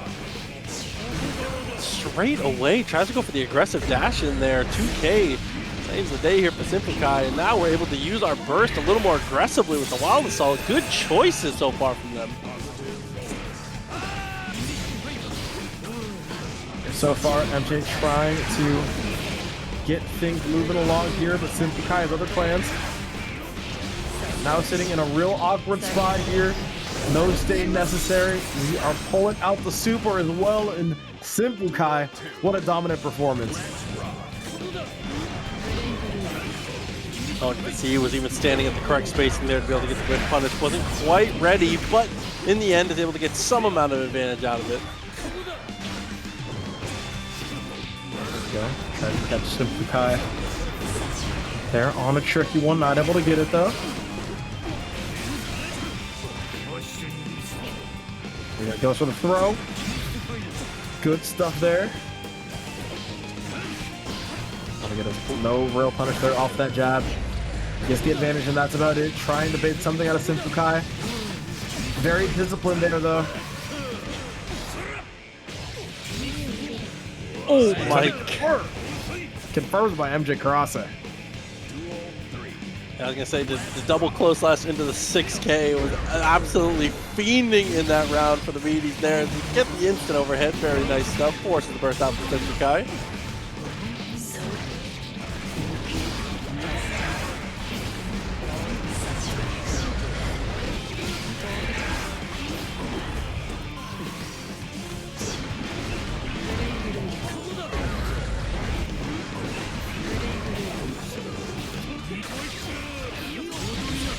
Flip pass twice in a row, manages to lay the card and take the hit. Still gets the throw afterwards as well.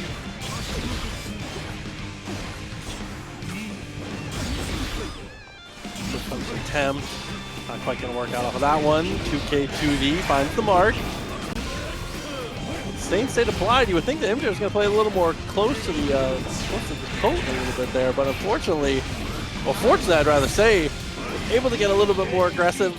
Oh, and the wild assault in the routing from SYMPHUUKAI, so smart. Steals that little bit of burst and just barely manages to lock them out of it. MJ unfortunately didn't get to get stood up and fight one more time just because of the good routing there.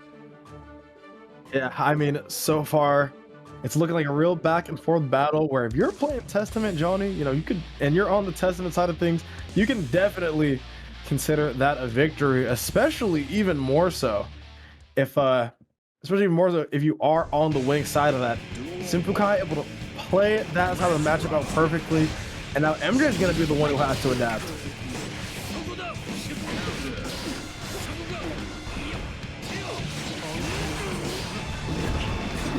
Just 6K stance on stance, respect.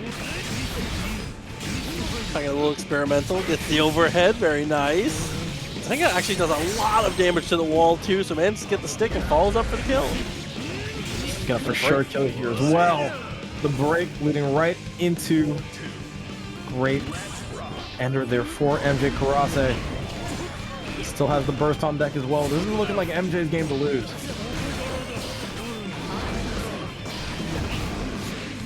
Card's now gone. Good 6P by SYMPHUUKAI. Now looking in control here this second half.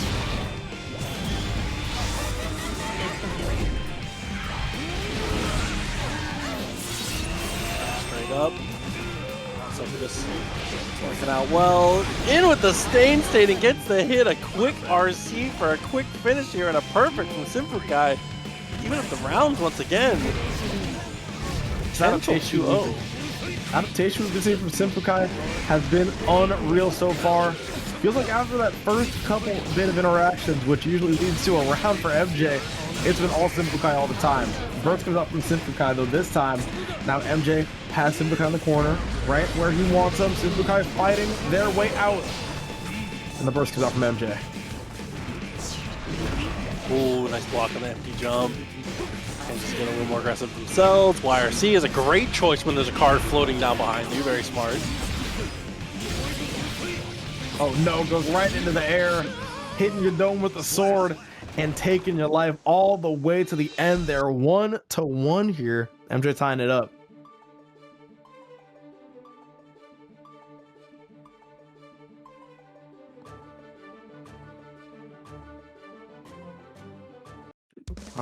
Everything up here. Gotta see what is next on the agenda for MJ. What adaptations that SYMPHUUKAI is going to make to try to maintain this lead, because it's not like this match is completely doomed for SYMPHUUKAI. We've been seeing them make some incredible runs in some of these rounds. Definitely agreed. And I think has the right play style for it too. I think we see some other testaments who are a little more aggressive, teleport a little more often. I feel like SYMPHUUKAI's metered approach really is the best way to go about this. See, even there, just backs up once again, sets up the succubus one more time, continues to just apply the same thing. It does manage to use that teleport a little bit more liberally, but it doesn't lean on it, right? It doesn't feel like they need to be going for it as often. Oh, that could have been a crazy bait there, but went for the IAD instead. Means that you are going to be suffering the pushback of that YRC.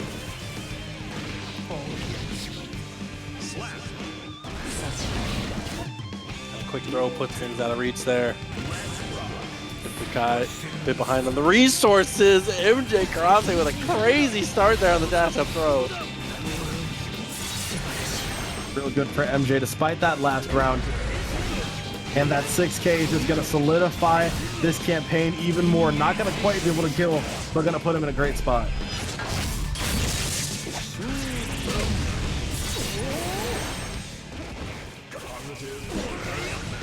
Looking for positive bonuses, it might just be over. And Senga into the landing, gets the throw and doesn't even need to go for the RC. See that there, keeping it nice and tricky. Wanted to go in favor of the double overhead, gets the throw instead. Good acknowledgement of the damage. Timing on the post exactly just right. 6K tries to be the aggressor. Burst comes through and a 2K 2D to be brave after the dash forward. Once again going to the wall here. MJ getting rinsed and washed so far. Trying to get all of these stands out, and here is SYMPHUUKAI applying them once again though.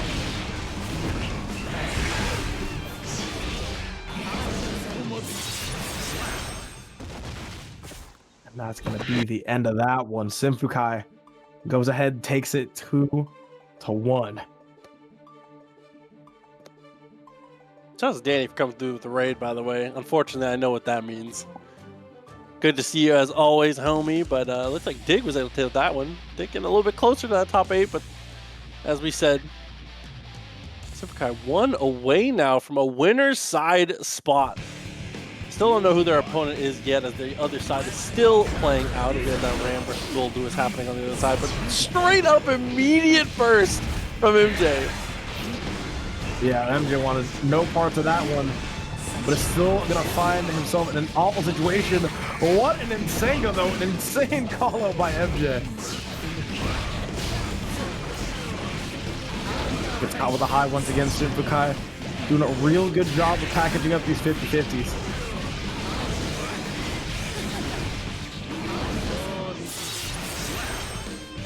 Fast art season sequence absolutely obliterates the life total here for MJ. SYMPHUUKAI one good sequence away at this point now.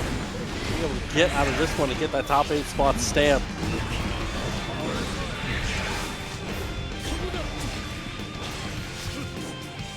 MJ looking not, I wouldn't say lost in this matchup, but definitely SYMPHUUKAI has the right reads in all the right spots.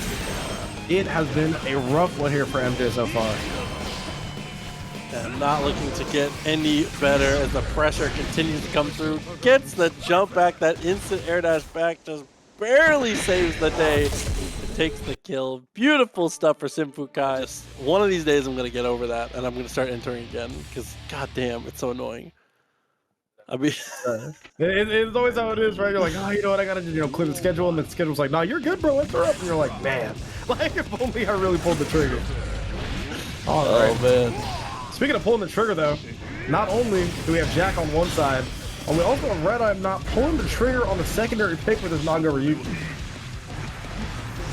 Straight away, got pretty aggressive with the double Fukio there. 5K into the 6H twice in a row, and this time it's enough to kill. I didn't even know they played this character, truthfully.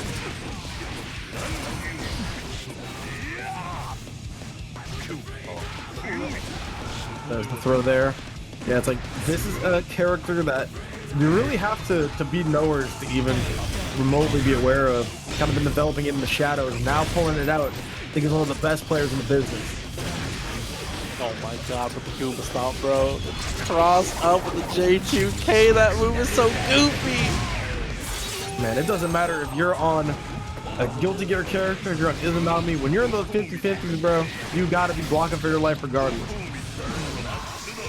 Oh, the tap dust after the Bukyo unfortunately gets sent full screen, resets the progress here. Red has one more big guess to make, and YRC is actually gonna negate the guess.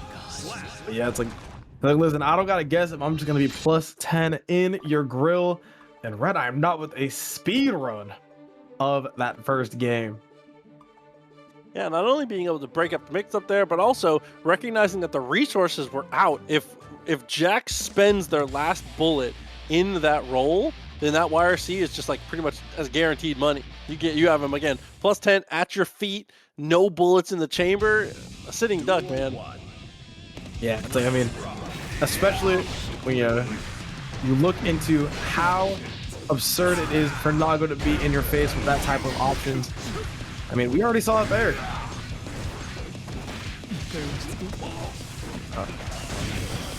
There we go, jab's coming out of here. Jack trying to get something going.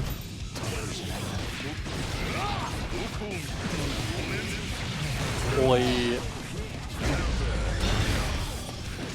Uh-oh. Big damage out here from Jack. Yeah, And the blood is gonna be here. Good awareness from Jack. Looking at the meter, saying, you know what, I'm just gonna go ahead and let them pop. Kind of one of the caveats about having Nago as a secondary is you aren't as tapped in with that blood management. Yeah, I mean, it's one of the hardest things to do for sure, especially when your character, it's like, I don't know, having that secondary bar to have to worry about is such a huge headache here, but Jack with the wake up 2P doesn't matter at all since I've got 2 resources to manage, but I'm just using these hands. Don't worry about it. The best part about not using that concentration gauge is that it'll all come back in time.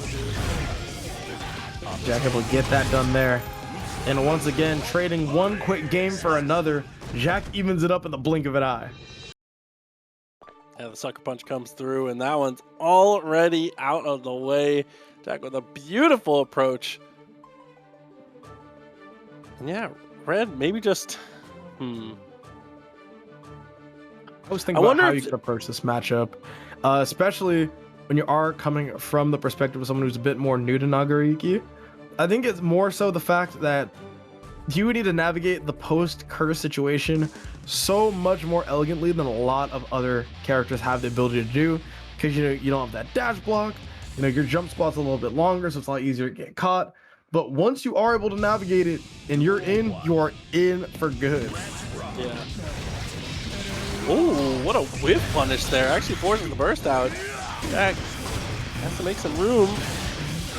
Blood gauge looking a bit high though, and Jack's gonna be pretty punished forward. Burst timing was very good to leave us with no bullets. You can tell that RedIAmNot very seasoned in this matchup.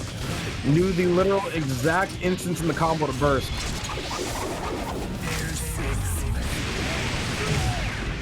But Jack not paying too much mind to it on the other side though. Spent the burst, and it's not going to matter too much. Tries to go for the safe jump. It's successful, and RedIAmNot going to lose yet another round here. Yeah. Oh. The attempt at the reversal, definitely a good idea. White Wall Assault does end up working out though, and on the counter hit 2P, we get a BSU, and we get to go straight into mix-up now.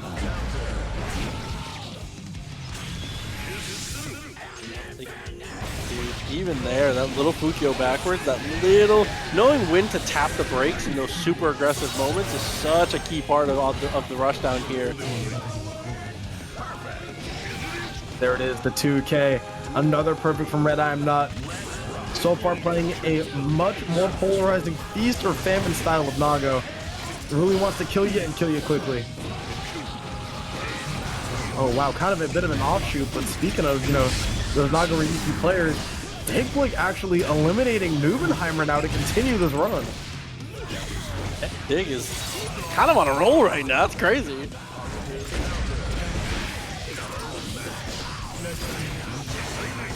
Oh, okay. Burst is good, but unfortunately it doesn't matter. Didn't have enough life to play with there. Was just out of it at that point. Unfortunately for Red, that's going to be another one on the board for Jack here. And now I guess the question is, for Red, do you consider the swap or is Nagoriyuki the way? I think that just due to the way that those games have been going between these two, I think it's difficult, but you have to go right back in with the Nagoriyuki. Yeah. It has been the pick that has been working so far, just like Turbo has been kept hitting that subscription button, coming through with the 18-monther. Thank you, my friend. Duel 1. Let's rock.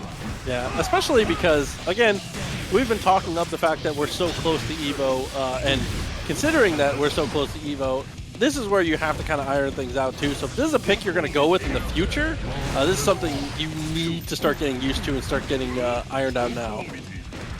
Yeah, if it's like the, all right, I am going to be taking this character X place or Y place, you know, it's like at the end of the day, your placement in TNS, you know, obviously it matters. This tournament is ridiculously stacked every week, but you know, you're only playing those offline tournaments and anything you play off in the future. Oh my god, and the tap of the dust, that will do it. Jack is 1 round away now. After that first quick game from RedIAmNot, it just feels like Jack has been in complete control at every single turn since then. I feel like it's like, again, him being such a defensive juggernaut, it feels like sometimes he just, it's like when you're playing against a computer and they just like, they pick when they get hit, right? Like the CPU gets to choose when it blocks. That's how it feels against Jack, bro. Yeah, it's like, oh, all right, I'm getting bored. I'll allow you to hit me this time. Like, what an incredible defense he displayed at all times by this dude.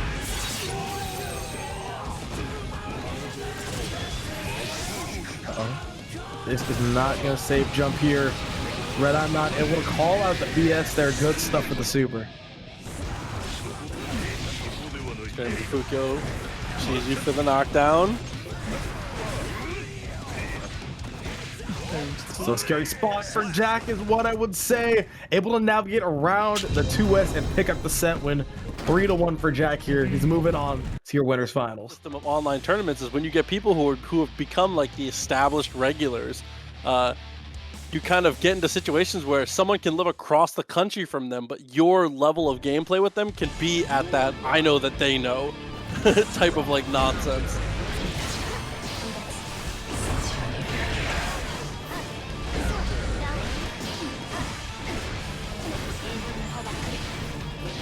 See already here, RedDitto found the sword throw, goes straight in for Mortobato and is just completely running away here with round 1. The momentum is crazy from this guy.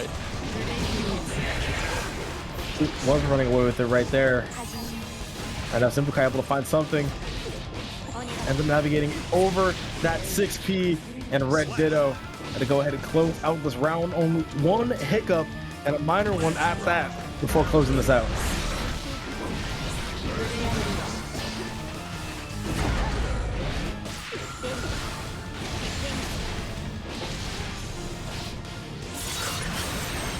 The 5K to make sure it's gonna actually fully connect. So crazy.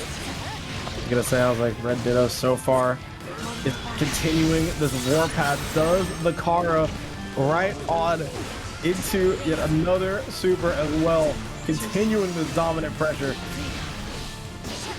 Oh my god, and just sticks the foot out on the way through, just taps him on the top of the head. You hate to see it, bro. So mark at least a little bit out.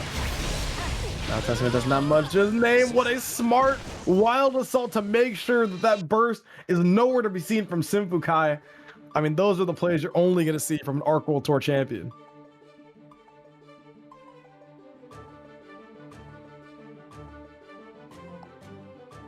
I mean, time and time again, continues to show the most impressive stuff here. There's a reason this is, like you said, our reigning champion here.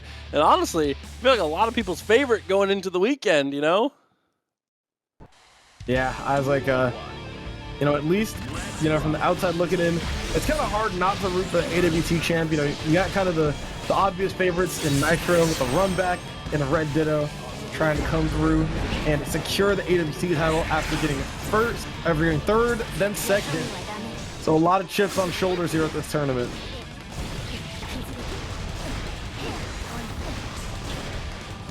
So far, good application of the rock here as we go straight into the laser immediately off of that one, and it's just barely gonna live. Oh, but we know that this isn't gonna remain that way though, especially with the way that RedDitto's been playing. Seems like one more solid play is what's gonna take it here. Maybe a jab, maybe a 6P. You see, trying to go for the 6P there, and it's gonna pay for it. This damage is unprecedented. And you can see even there, just down backs, waiting for the potential burst there. A highway robbery from SYMPHUUKAI to get out of that one. Got using the burst to try to maintain this momentum. So far, does not look like the play. SYMPHUUKAI trying to get it going again. No burst on their side though, and very content with holding just about all this. I'd say just has to go next.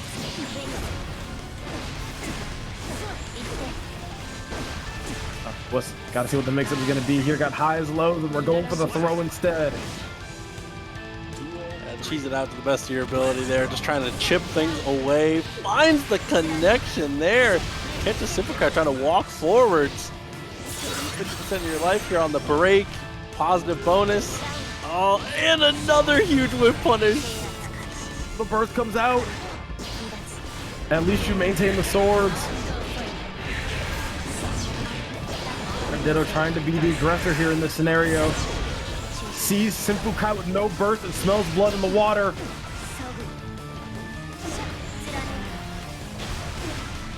There we go. Goes for the high. No cigar. 6P from SYMPHUUKAI gives them a little bit more life to work with. RedDitto trying to close this one out. Should be able to find the 6P. Good patience in order to get around it, but the 5H into the flip kick is going to be what takes it. RedDitto just slowly clawing for that hit and finally finds it on the 5H. And on that earlier stage where we went for the double RCs between the two, I definitely thought, like you said, the 6P seemed like it was going to be the option there, but fortunately just never came to fruition here as we're going to get back into it again, and RedDitto is going to try and keep that same energy here. He's got the unemployed summer tag in-game is crazy, by the way. That's powerful. That's powerful stuff from your boy. It's the unemployed summer for... You know, we are all unemployed. Every single one of us, including RedDitto, is coming in here 2-0 so far.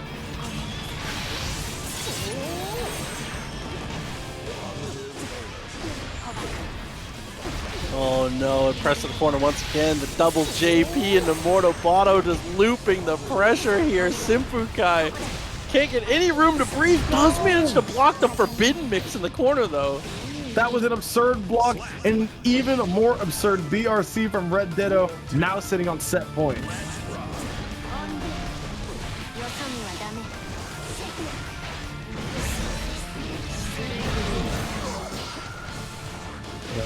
Bursts out.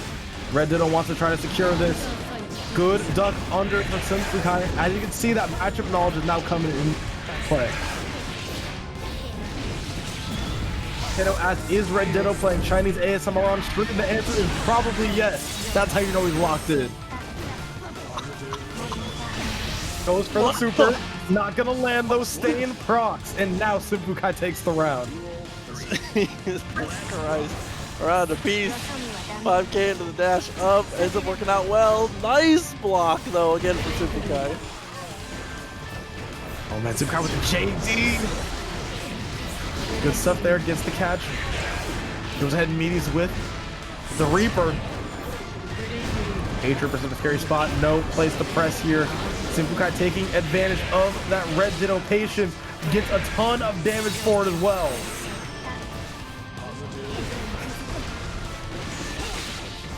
Oh, round's not quite over yet though. Great tech, incredible stuff. Unluckily though, go for the PRC and the fireball was already on its way out here. Pressure is on, but no swords left over. Not gonna matter for Ditto though as we find the dust again. They're getting those swords all the way back here, Frontu. Still some chance for RedDitto to try and make this comeback. Go take out the throw. SYMPHUUKAI once again showing out with the defense. Try to get caught with the throw. Will 2-1-4-H secure it, and it sure will here. RedDitto with the clean sweep to advance into the winners finals. TNS making a big run, so we know that he can do it. But at the end of the day, you know, it's like in terms of being in these big spots where the pressure is on at this extent, you're usually going to end up seeing Cheryo come out on top. Definitely agreed. Because I feel like there's a big difference between being capable and living up to that capability. And Lolo, as you said, a second place, and getting a top 3 in a TNS already is a masterful thing to do. It does not just happen easily. So having that potential there is already massive. Lolo showcasing why he has that potential in the first place, though. This so far is looking like Lolo's game to win right now. Goes low, but Cheryo knows what his own character does. Not going to be able to hit him with that. That's my favorite Goldlewis mix too, is when they set up for the disgusting 5-layer burrito fuzzy and they just go low. That is like, because it's so hard to deal with, bro. You see the JK and you're like, oh no, I'm going for a ride. Yeah, you're like, oh man, I'm getting taken like 60% of the way down the screen. Like, it's doing like 50% to me. I don't know what's going on. Oh no, this is a massive hit for Lolo though. Not able to mix it right back into the other side. Is what I would say if the 248 didn't come out and save the day. Ooh, 5P2K. Ooh. 5P2K RC drone was kind of ill, I'm not going to lie. That was actually kind of sick. Yeah, oh my goodness gracious, yo, Lolo is playing like a man possessed right now. This is crazy. Damn, hell of a start. As we said, I feel like it is normally slightly favored to Cheryo here, but in the head-to-head, Lolo, I mean, to be fair also, Lolo did already beat another Goldlewis to be in this position. Had to beat Lasagna. Had to beat Lasagna Slayer to even be here, so he's already primed and ready for this matchup. This bracket is designed just for Lolo to play the mirror. Yeah.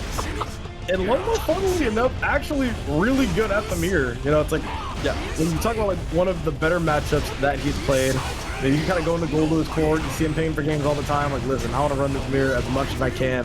Has all those tips and tricks. Oh, anti-air behemoth, you hate to see it. If it was any other character but the big man, I would say guaranteed dead, but it still is enough even with the guts. Oh my god. Board. Lolo is on a huge upswing right now. So much momentum going into this next round.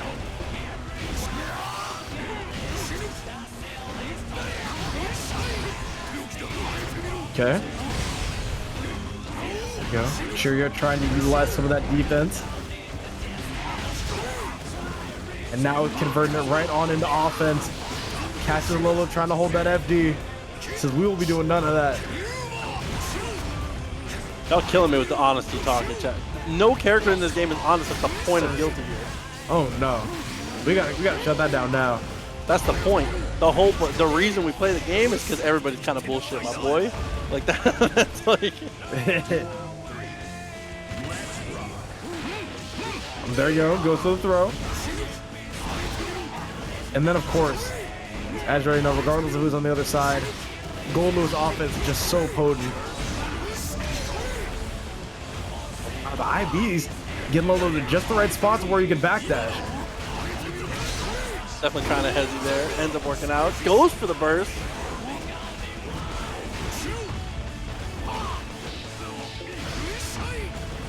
There we go.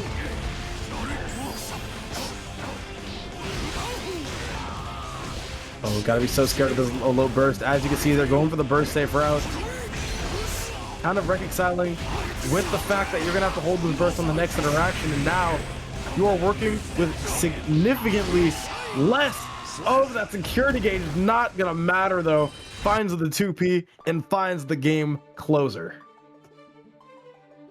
Manages to equalize in the best of ways. Cheryo staying alive.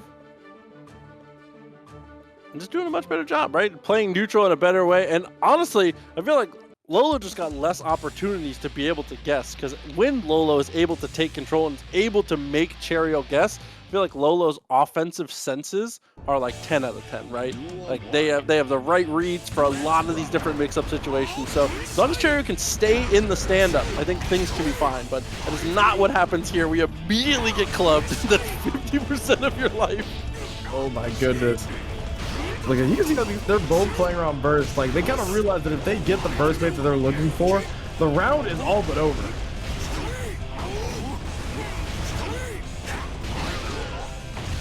Oh, gets the trade. Lolo maybe not finding that super favorable, but there we go. It's gonna be his round. That's a true optimal starter also, is trade Behemoth.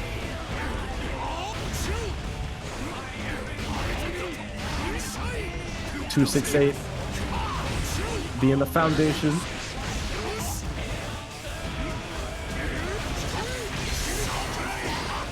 Here comes the burst. 648. Cheryo now trying to establish some of that space. Not gonna quite be able to kill. Doesn't get the wall break that he's looking for. Good deflect shield, knows that the fuzzy is coming out here. Lolo with the grab, and now is up 2-1.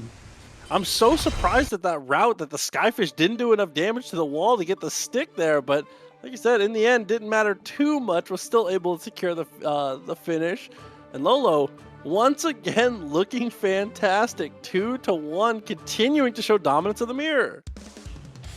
So I mean, as we said, Lolo, when you put him in these tough spots, has fallen a little bit behind, but when you put him against the Goldlewis, he becomes right at home. Duel 1. Let's rock.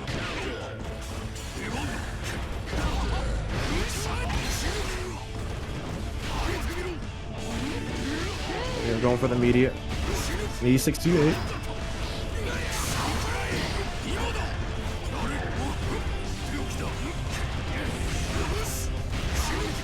There we go, once again going in with the blocks. Lolo so far trying to do anything to try to get at least one Cheryo frame trap. Cheryo knows his own character very well, but the PRC humbles all. And now Lolo is sitting here on set point. Straight away, find that first big swing. Backdash there, does manage to get caught in the end. Backdashing again to avoid the Behemoth, but with the drone behind him, I thought it was gonna matter here. With 2 swings of the coffin, Cheryo completely negates and gets back on the offense.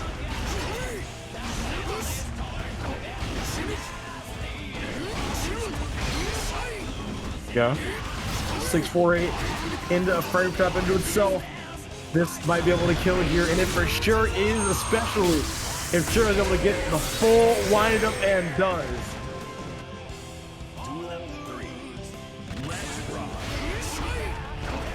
Round starts straight away over the shoulder.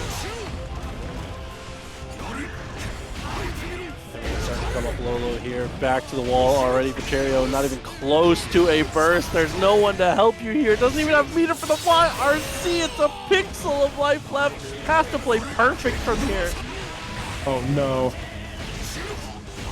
Oh, gets the 268 meaty. I don't think Cheryo was expecting that. What a grab! Such a scary spot, and Lolo is able to find it. Gets the super out and secures the win. Lolo moves on to fight in the mirror yet again. I'm a big Anji fan, I'm not gonna lie. Character goes kind of crazy.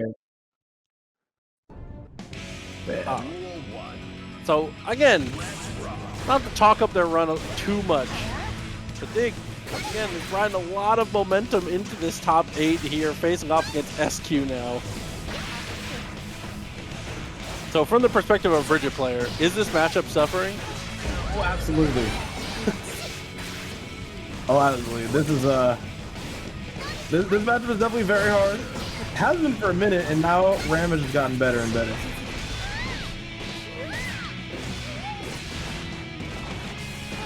Looking more like it as we get a little farther in. Close slash gets interrupted by the YRC. Rock the baby. We're going to use our one early. Man, we might be able to get multiple in here. Not going to lie.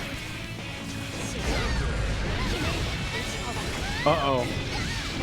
Oh, not going to quite be able to get the kill here, but it's going to be damn close.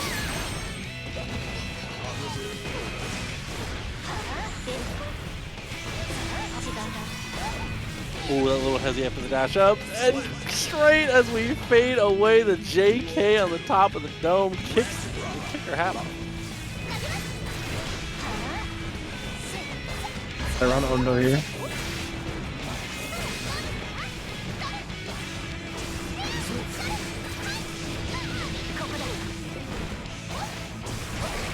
Trying to get the frame trap. Nothing out here.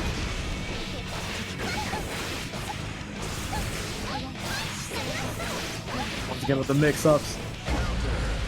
Tried to go for the throw bait, but ends up finding the counter hit on something. Oh no, I was gonna say like, there's no real way to get the wall break here, at least with the hard knockdown.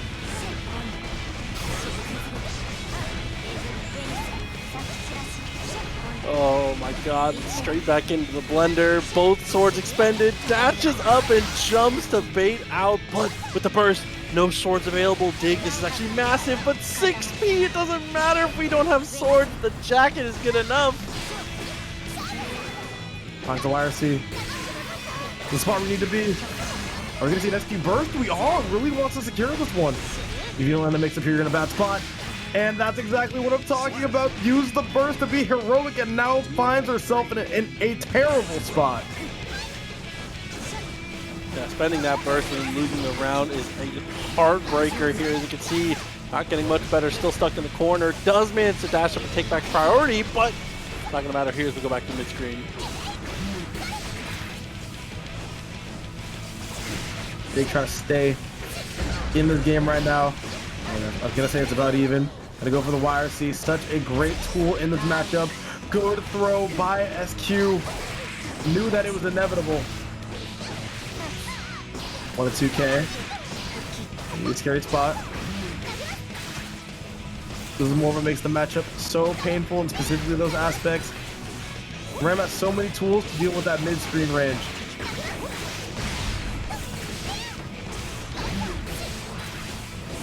So far, Dig playing a real patient game. SQ just taking the counter poke wherever she can get him, and so far it's been paying off. Uh-oh. Didn't bite, didn't go for any sort of counterplay measure on that roll. He's gonna result in a great spot for Dig. Now no swords. Oh, now full setup with the yo-yo here. High-low ends up letting off the gas maybe a little too much there. Back to mid-screen again, continues to chill. The waterfall noises are playing loud and clear right now. Yeah, it's like we nice and tranquil. Got the studying cafe ambiance in the ears right now. Staying nice and chill. As you can see, that clock just turned red. And just as the red turns, the heart is going to turn to that grand for SQ. Digblig taking the zoning approach and taking game number 1 here. I got to say, Proxy, if Dig keeps on playing like this, we are in for a long haul. I was going to say, this lo-fi beats to run from Ram to. It's actually ridiculous the amount of space we're having to make. But again, playing the matchup about as good as you can, standing right outside of the range of the rock, using the heavy slash to great effect, and doing a great job of being at ranges where SQ doesn't feel like she can bully the way that she normally would like to. Duel 1. It's like, I mean, as you mentioned, SQ kind of loves to sit in that mid-range, try to find those really big spots, especially, you know, with the far slash, with the 5-8, maybe with the sword toss. But so far, the big spot right now is going to have to be that burst, which gets taken out immediately by Dig. SQ, as you can see with the knowledge, knows not the fuzzy there. That's a real bad spot. Good block on the tap dust, but no punish.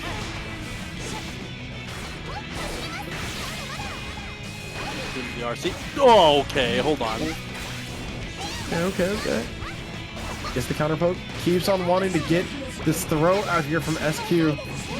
And realizes, you know what, if you're not going to go for the throw, then guess who is? Turns up the heat quite a bit. You love to see it here, but with the far slash connecting. Again, the forbidden mix-up, bro. The hop with the sword. That 5K not connecting. Really huge here. Once again, Dig defense has been incredible so far. What a sequence. The IBMDs was going to get the party started for Digblig.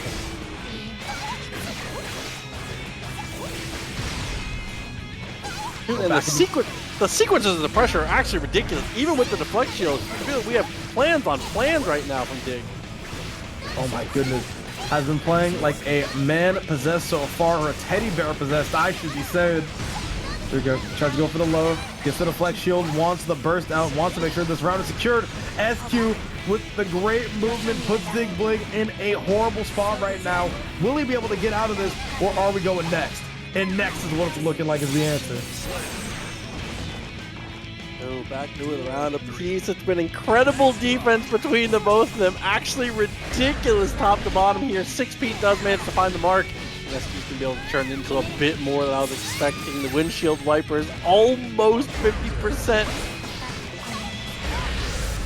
Goes right into the super. Gotta navigate this. Gotta realize your dead next touch here. Throw is automatically in. And isn't gonna end up blocking. Or is gonna end up blocking, excuse me, gets hit there by the throw. And now, SQ once again, things are tied up at 1 apiece.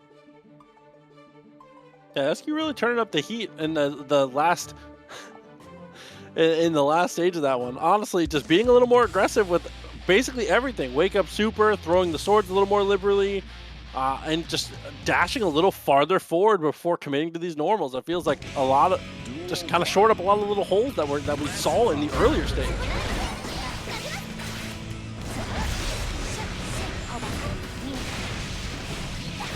Gotta see what Dig Blig can do to try to steal his momentum back. Was in an incredible spot before in regards to how well that momentum has shifted over to his side.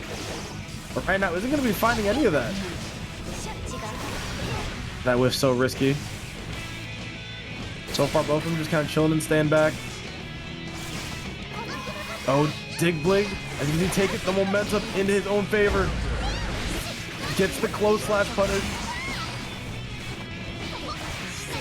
Oh, 2K 2D. Oh. I think overhead has been so many times in a row. YRC at least. Oh, that YRC, I'm not gonna lie. If I'm Dig Blig, I am very thankful for that YRC. No more Mortabato on the table now for SQ. And as you can see, not having that reversal super puts you in horrible shape, and Dig takes advantage of it. Yeah, I think the threat of that 50 meter is so huge, does not let Dig just go absolutely crazy. Because when you're in the corner, Bridget can go kind of stupid for sure. Gonna have to pick that up.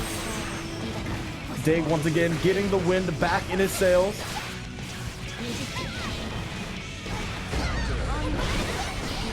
Oh, goes for the burst. I like that burst spot there a lot. Give yourself another opportunity. Oh, this is honestly, I was gonna say this is honestly so fine. When finds the confirm, their SQ just so solid with that. Oh no. And the jump pass, Mortabato once again still alive though. Opportunity here, YRC is the choice. Went for the dash up, but 2K checks it. Oh my goodness, and once again we're on the other side.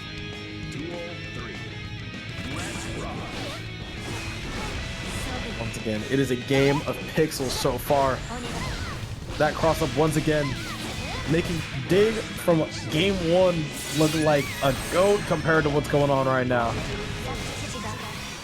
Jumps out. Will you be able to find your way back down? You aren't. Such a great spot. Gotta find a place to burst, and does. Yeah, everything from that bear drop has just completely gotten out of control. Low profiles to stay under the explosion, but it's not gonna matter with a confirm like that. SQ is gonna go 2-1, excuse me now. Game 3, already out of there. So let me go right back to it because, man, that was very rough for Dig. Seemed like the first round, the inspiration came right on back. And all of a sudden, man, it's just all gone. Okay,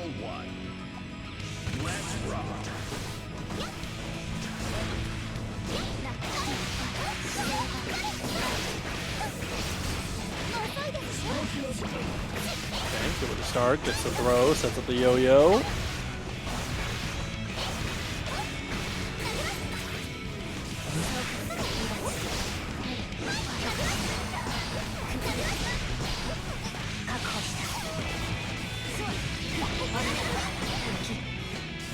Landed at some awkward timings there. Ends up getting the hit from max distance. Way to recognize which sword you still had in your hand too. Beautiful from SQ. Actually an amazing confirm.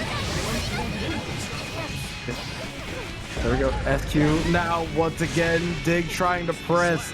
And this is looking all but over right now. Dig needs to find something big in order to get this back.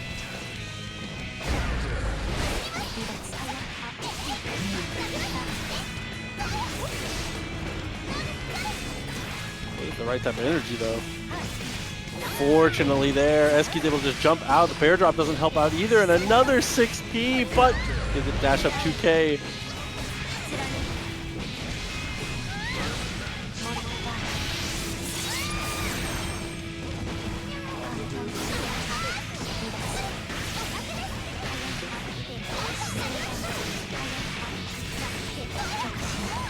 Okay, 2D is back.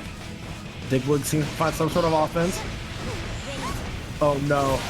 It's not the spot you want to be in, but a clutch. Very clutch. 2D is what I would say. No, was able to find it. The tech from SQ. This is real bad. Gets caught on the other side. Will this kill is looking like it will, but doesn't end up finding it. Stands up and isn't able to FD the sword. The miracle run from Digblig is over as SQ takes it. Oh my god, it was looking so close to the ending stages. Speaking of which, Turbo with the 1 million says, send me my shirt. We got another one, boys. We did it. Yo, that is crazy. But this is part of why the betting is so serious here, is because there's real stuff on the line. The merchandise, bro. Try it. 1 million is definitely insane. It's crazy. Turbo, you're nuts for that, bro. Turbo, DM the TampaNeverSleeps account. I will let them know. We will get in contact with you. We'll get that happening. Speaking of which, I need these new predictions, bro. I'm all in. Let me in. This is insane. I'm getting gatekept for my gambling. What's going on?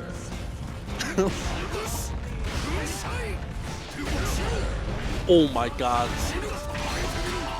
Turbo says his second free shirt. Turbo, are you the gambling? You have a system. Yeah, I'm like, you need to start selling your picks on Twitter, bro. Like at Turbo Launch. Actually, go tap in. Listen, $15 will get you in the Discord. You know what I'm saying? Yeah, no. Look at this parlay. Y'all are hitting it like me, bro. Get in this. Oh my god, Turbo hitting the 20 like every single. That's crazy, bro. No Dude, way, it's your second free shirt. Probably about a year? No, that's nonsense. Yeah, you're nuts for that. Well, listen. DM the TNS account. You got him. That's a bastard. Alright, Lolo back in this again. Went for the JP. Trying to keep the lockdown here. Does manage to have control of the corner at least. Has control of more than that, though. Has control of Goldlewis' body on the other side of it.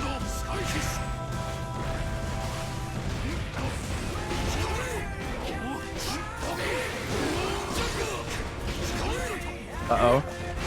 Once again, Lolo kind of showing off that prowess in the mirror. RedIAmNot barely able to dodge that, and the Lolo backdash in the frame trap. This combo is going to kill. And Lolo is going to go ahead and take game number 1. Once again, just so comfortable in the matchup.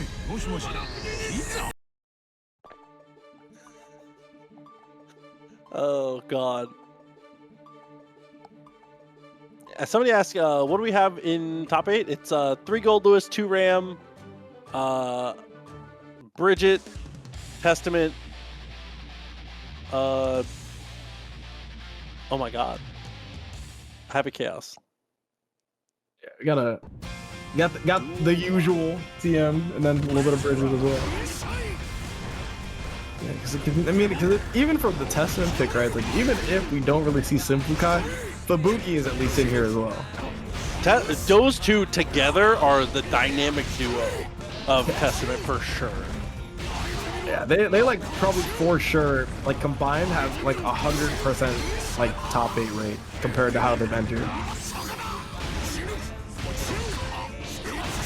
My God, the legs get exposed. Listen, man. Lolo is looking absolutely ridiculous right now, from the mix-up game to the spacing. Again, I feel like the most impressive thing is that Lolo's sense on offense is ridiculous. It just like is like 100 for 100 on guesses when it comes to pressing offense. Not to say they play defense poorly, it's just that their offense is so finely tuned. Said like you put Lolo in front of another fat national executive and he starts looking like LeBron, as you can already see. Like, he so far looks unstoppable, not only in this matchup, but in the game as well. Continuing that dominance with the throw to go up 2-0 against RedIAmNot. Like, what is this hezzy to wait out the deflect shield? Like, come on, bro. It's actually ridiculous. Y'all just aren't woke on what's going on. Like, this is crazy. Nerf Goldlewis, he's too strong. You can't say that when there's two of them on the screen.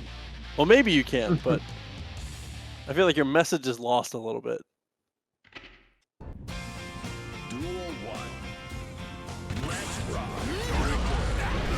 Oh my God, what a jump in. What a just read at the start. Just JD just because.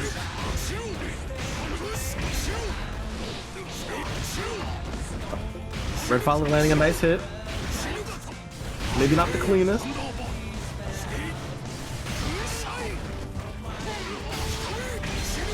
Oh, catches Lolo slipping.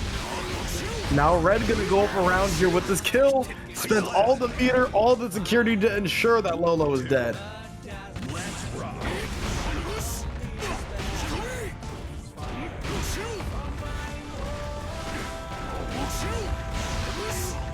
There we go, goes to the backdash. One whip punish Red from RedIAmNot. Knowing where the backdash to get out of these behemoths, so clutch. Put the shoulder down, hit the subway combo would actually stop the dash backwards. There comes Lolo, gets caught trying to press on something. Isn't gonna get their time though.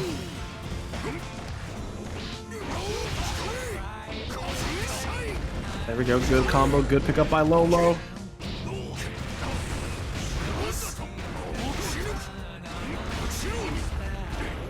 Uh-oh. Good backdash by Red.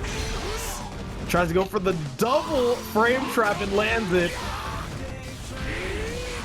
There we go, Lolo once again gonna go ahead and pick that one up. Not going down, trying to get this sweep without a fight.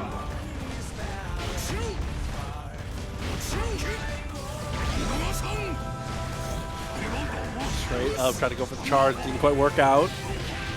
Big delay, JP with the explosion behind it. Too much guard crush. Too much in terms of those anti-airs as well. Blocks the wild assault. No backdash on any of these BTs. Tried to go for the anti-air. I'm not going to go ahead and succumb to the will of RedIAmNot. Goes for the burst. Now once again we see Lolo has 100 bar to work with.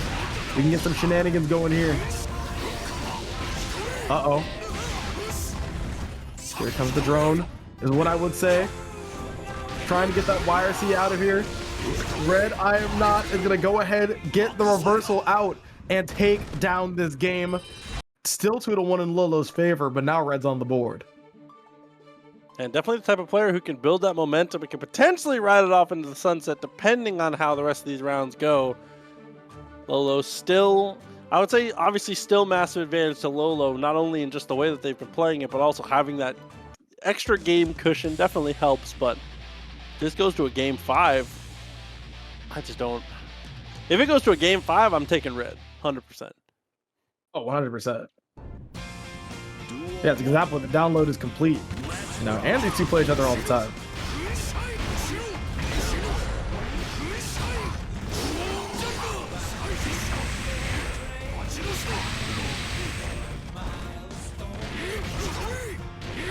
Yeah.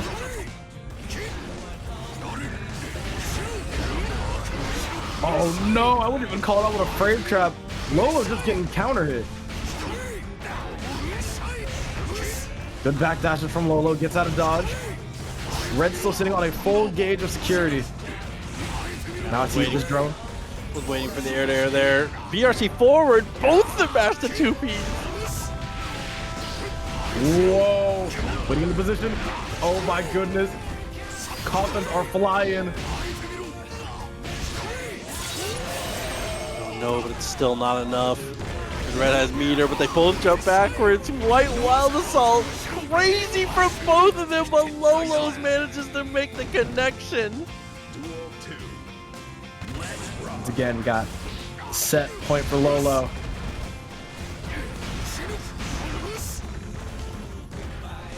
BT's everywhere. And now you got that frame trap possibility here. Especially when you consider that security gauge.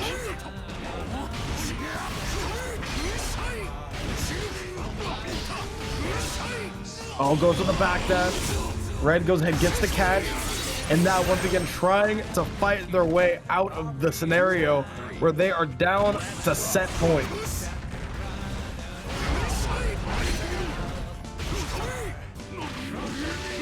Oh, for bad the worst too. Here's the throw. Half security now available. Continuing this harass with Behemoth. Take the damage where they'll give it to you. There's the burst. Oh my goodness. Look at that. The drone's going right through you. Hey, nice to meet you. How you been? There we go, though. Just like that with the RC forward, that will be a perfect to move us into game 5. Red is able to survive to the end of this. Man, we're going the entire distance. They said it. This is going to be the last mirror of this tournament. Got to make it as cinematic as possible.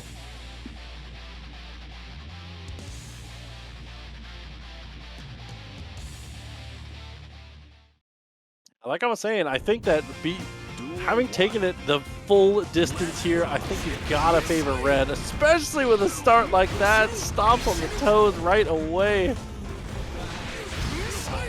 Part deals with the adaptation. It's in the favor of RedIAmNot.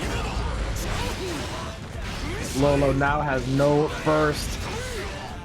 It is looking absolutely fried. Gotta see if this is gonna kill. It's not. The guts are coming in handy.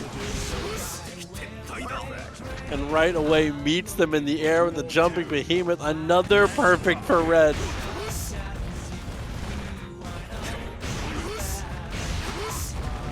Again, going there. Too many 684s, one of the best Behemoths in his kit. Both players make an excellent advantage and use of it. Wow, what a ballsy team there from RedIAmNot. Gotta find a spot to burst. Doesn't seem to be one realistically. Goes for the super VRC. Goes low. Goes for the backdash on the other side. And the 2-4-8 will be all she wrote. RedIAmNot completes the reverse sweep. SYMPHUUKAI SQ. I'm like, wait, someone let me in, bro. I'm telling you, I'm going. All 17.7K of these points are burning a hole in my pocket, bro. They're burning a hole in there. Oh, Get God. moving up, regardless.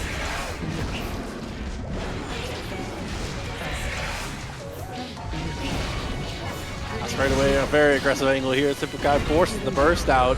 SQ 6P to stop the jump into. Great reaction. Get this bet in, I'll get right back to you. There we go. All right. Locked in and ready to go. Here comes SYMPHUUKAI. Gonna keep things moving, keeping this pace in their favor. So important for this matchup, and the damage boost coming in from the wall is gonna give SYMPHUUKAI that first blood. Oh, right away the whip punish though. Standing S beats out the 5K completely. And the routing works out beautifully for SQ to secure another positive bonus. SQ goes at getting these throws. You already know it's gonna be big damage. About 40% off of a throw combo. It's looking like Blaze Blue out here. That's true. Low key.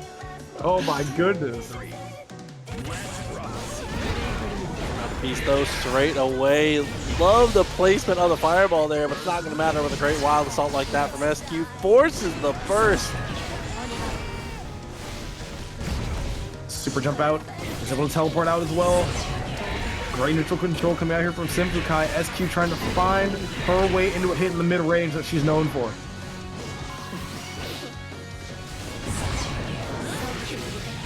Air Reaper coming through, but the immediate jump puts SQ still in the driver's seat. Gets hit high. Such a tricky mix-up.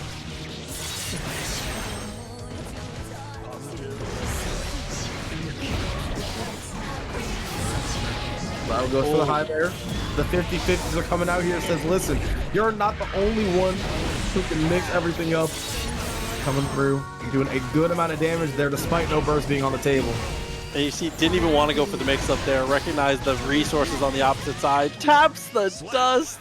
Ooh. That's such an unfortunate situation. SYMPHUUKAI, you can see, even after the wall break there, was willing to just dash back, set up a fireball again, just kind of chill. With 100-meter and full burst on the other side, I'm not going anywhere near Ram.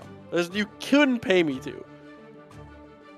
Yeah, no, not a chance. I mean, it's always so hard though whenever you have to look. I'd say whenever you have to look down at this match and be like, dude, like I have to be the GOAT and zone out this character who has these crazy buttons. But if one person can do it, I would definitely put my faith into SYMPHUUKAI. SQ though looking incredibly dominant after game one and definitely has the potential to continue this all the way to the bank.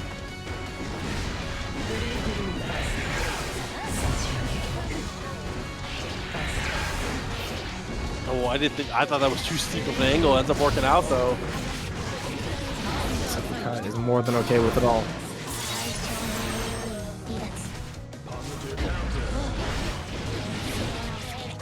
Close slash into the 6H, the classics. SYMPHUUKAI once again leading out.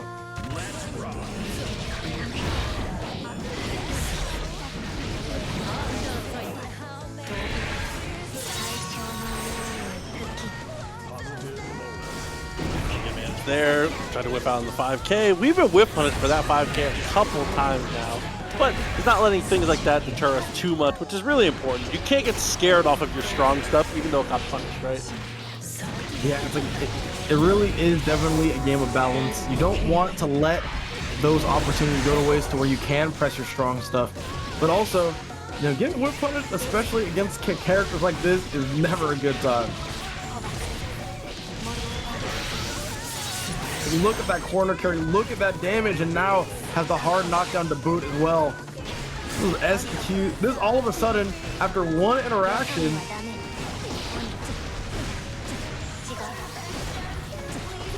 looking like it is SQ's round to lose. First goes out for SYMPHUUKAI, thinks they have what it takes to close out this game.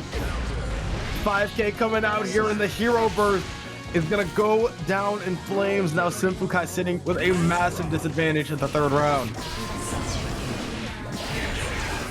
Right away was looking for the dash. Stain State is applied. Dashed up, got the 5K. Not much else to show for it though.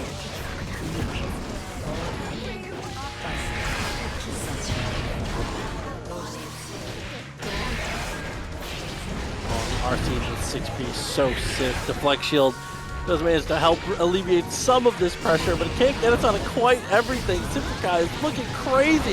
This offense is actually ridiculous. SQ is suffocated out of game two. Yeah, I'm definitely making the steak face at what I just saw in regards to the sequence. Such a good sequence coming out here from SYMPHUUKAI. Goes ahead and takes that one over SQ. Still showing the signs of life that I knew that they had. And maybe that's just the choice for them. Like that patient, a little slower, a little more metered play wasn't working out. A pedal to the metal, get aggressive. That was like the spirit of Fubuki in SYMPHUUKAI, because Fubuki's a very aggressive, very teleporty Ram, and usually SYMPHUUKAI is a little more chill. Nah, that was full full alter ego. Duel 1. Let's rock. Gotta see what we are gonna be up to now here in regards to this matchup. So far, SQ and SYMPHUUKAI have both been looking like the momentum-based player that we know them for. SYMPHUUKAI kind of a pacemaker though, making sure that no one gets too hot or too cold. Unfortunately, this round hasn't been able to set the pace too handily. SQ is definitely looking hot. Things are kind of ridiculous here as we get the empty jump in into the tap dust. Round already gone.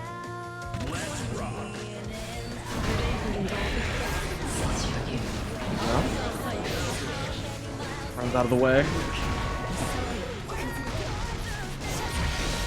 SYMPHUUKAI trying to figure out a way to navigate this neutral scenario. Isn't able to find it. Now sitting here at a massive disadvantage. Gets caught up on the other side of things, gets the burst out just in time, and now all of a sudden SYMPHUUKAI looks to be in a good spot.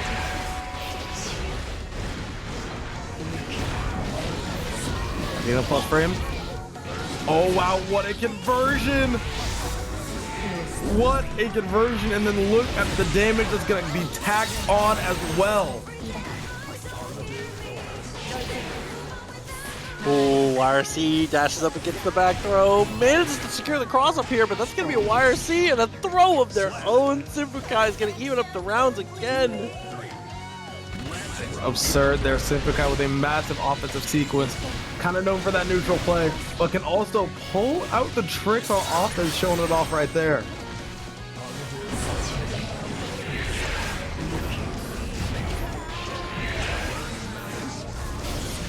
Go for the far slash, not going to quite be able to connect. Sting is now off the table. SYMPHUUKAI needs to find a burst and does.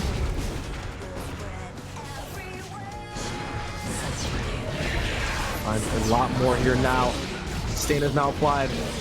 Gonna try to go for a conversion. Gets the block on the burst. What a sequence once again. SYMPHUUKAI holding down these offenses like it is nothing. None of these defensive scenarios are working in the favor of SQ. Yeah, as soon as SQ gets put on their heels, things just get way out of control.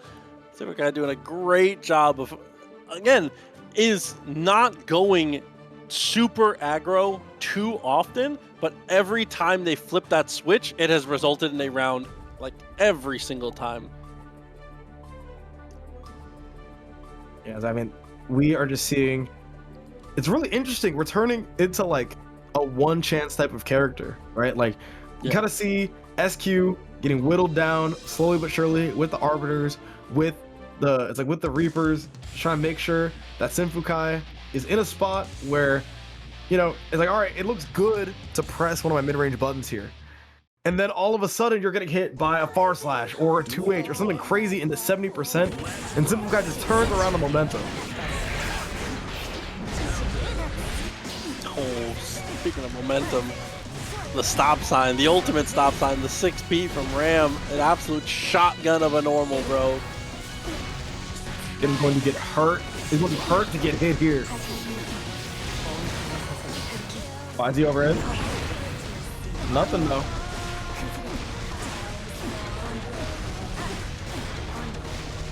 Oh my goodness, too much Ondo. Not enough spirit, and now SQ elects not to burst. I like that, still good advantage. Wants to burst there, then wants to make sure that this round is won. Dude, that Arbiter sign on the anti-air is so sick. So nuts. SYMPHUUKAI always pulling out the new tricks and showing off how you utilize those testament tools. Dude, a round left over. SYMPHUUKAI on set point. Yeah, we mentioned it before. That was an integral round for SQ to win. Going for that burst and not winning leaves you in a terrible spot.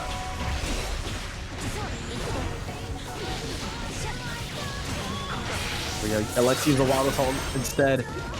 Kind of knows that you will not be getting a burst back this round if SYMPHUUKAI puts you back into the pressure. Good luck on the low. Both swords are out. Goes for the throw. It's on SQ to try to find something here. Will we see a burst from SYMPHUUKAI? We will not.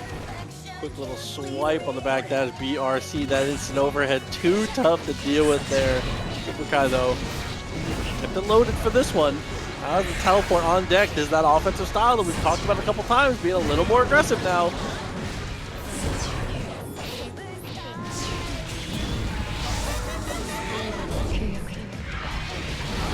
SYMPHUUKAI kind of pumping on the gas a little bit.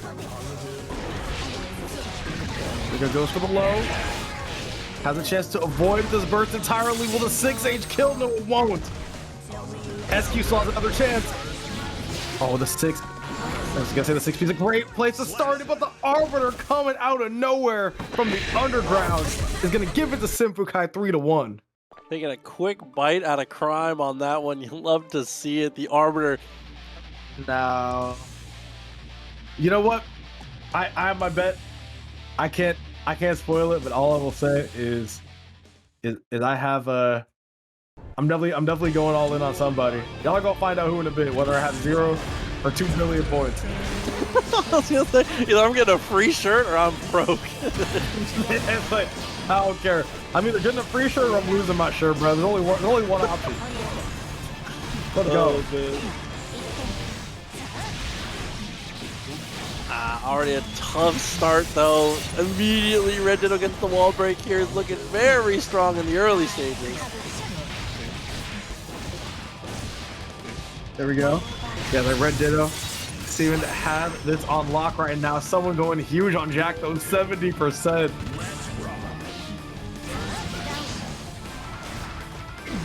Bro, see, listen, the bets are exactly even because how could you possibly between these two?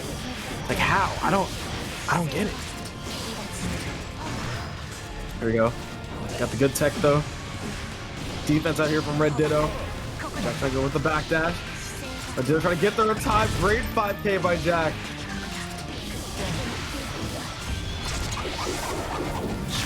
There we go, going for the Deus Ex. The unemployed summer continues on the other side of the scene transition.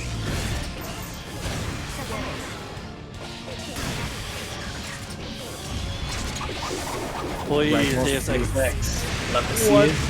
One more time and it is enough to get us out of the round. All right, it's looking truly even right now. First comes out here from Jack.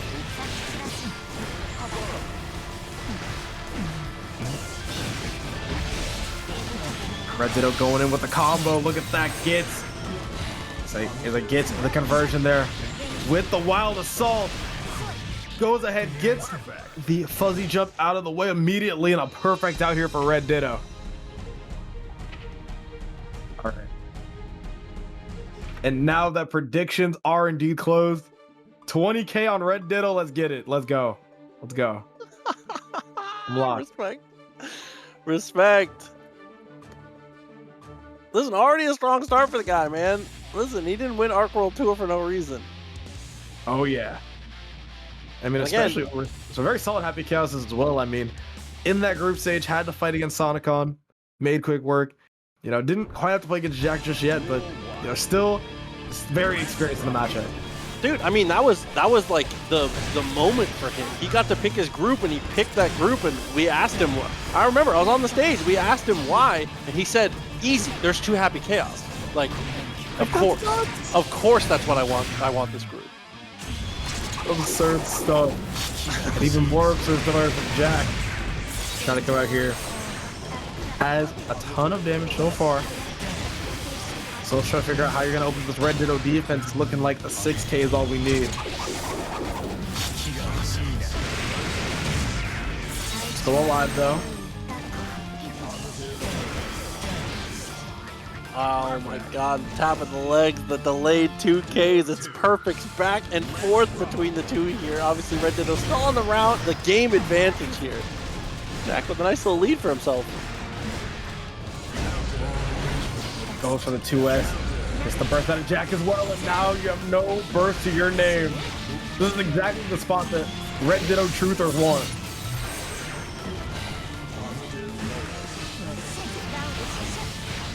Wow, the close last into the 2K2D. So sick as we set up one more time. Get the burst all the way back. Oh, it's looking like Jack doesn't want to spend it though. Ends up getting it back from the 2 wall breaks.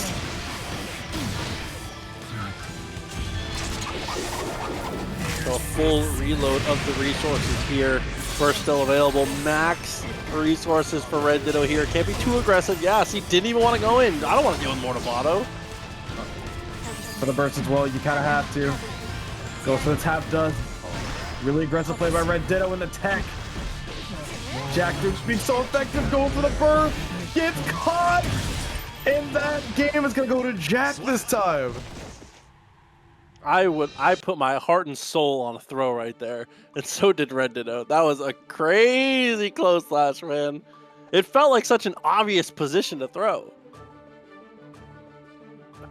Yeah, it's like, I mean, maybe that's what ended up getting him. Went for the delayed close slash. Ends up working out there for Jack. Now sitting at a very even 1-1. And very even indeed, because like both of them are coming off the back of perfects. Both of them, I don't know, dude, the momentum, it's too close to call is a reason I said it, bro. It truly is. Oh, goes for the air throw though. RedDitto wants to set the tone early in game number 3. So far, Jack has zero problem blocking these Ondos. The block on the 2K2D wants to go ahead and get that positive bonus ASAP.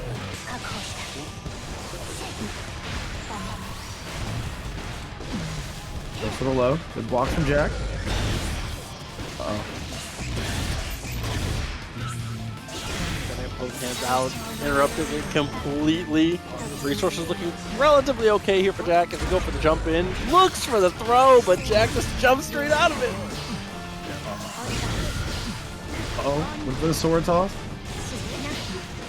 Tried to catch him there. Not gonna go ahead. It drops. Gets the Goomba stomp.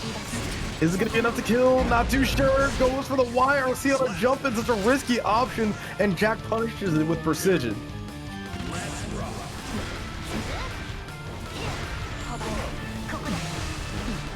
Oh, I like that too.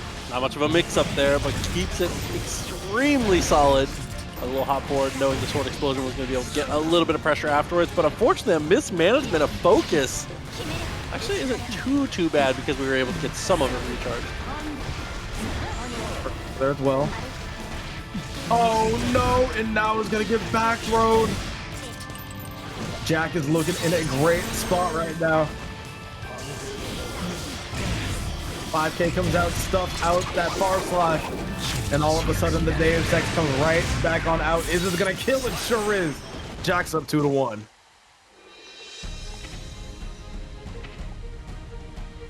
Coming out on this lead again. That's what I said, is offline, you gotta favor Ditto by just a little bit, but the pajama power-up for Jack, bro, is too much sometimes. And now, maybe thinking, maybe consulting, you know, the past avatars before him. Has to figure out what is going to be the game plan going into game 4.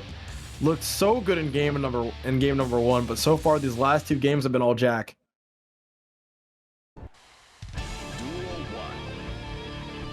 Ditto's able to make the adjustments here, obviously more than capable. Straight away gets the burst out of him. Got a far slash from way too close.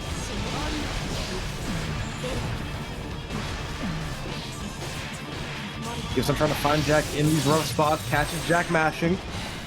Hand him the cookie jar, gets punished promptly. Oh, getting thrown. This should kill as well. RedDitto comes out with a vengeance here in game 4. Will he be able to carry this to the promised land, or will Jack shut it down?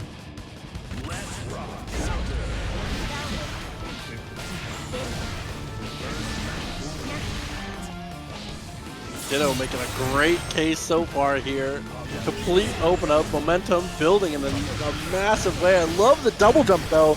Couldn't quite reconfirm his combo. It was very awkward height. Good block. Over there, Jack and sending RedDitto right on through the wall. 100 bar to RedDitto's name. It's all on him to shut this down. And to get him the burst on the other side. Wow, what a YRC. Such a scary spot. Doesn't want Jack going anywhere in that type of spot. Gets the hit on the overhead. Not going to quite be able to kill. Need one more spot. Gets it out of the way and slams on the far slash. That's going to be what kills it. Now, we are going to a game 5 here, ladies and gentlemen. Jack reaching a little too hard with the 2S here. Unfortunately, gets whiff punished for the trouble, and now a true 50-50 in the making right now. Absolutely could go either way, but if I feel like in these game 5 situations, a lot of the time, I feel like you've got to favor the more offensive player. So I think I favor Ditto a little more going into it, but definitely again could go either way. Yeah, it's like this is a legitimate coin flip right now.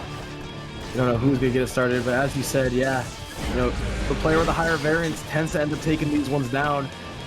Someone who has the more stable offense, which in this case not only is RedDitto, but also Ramlethal as well. Uh-oh. Oh my gosh, it traded.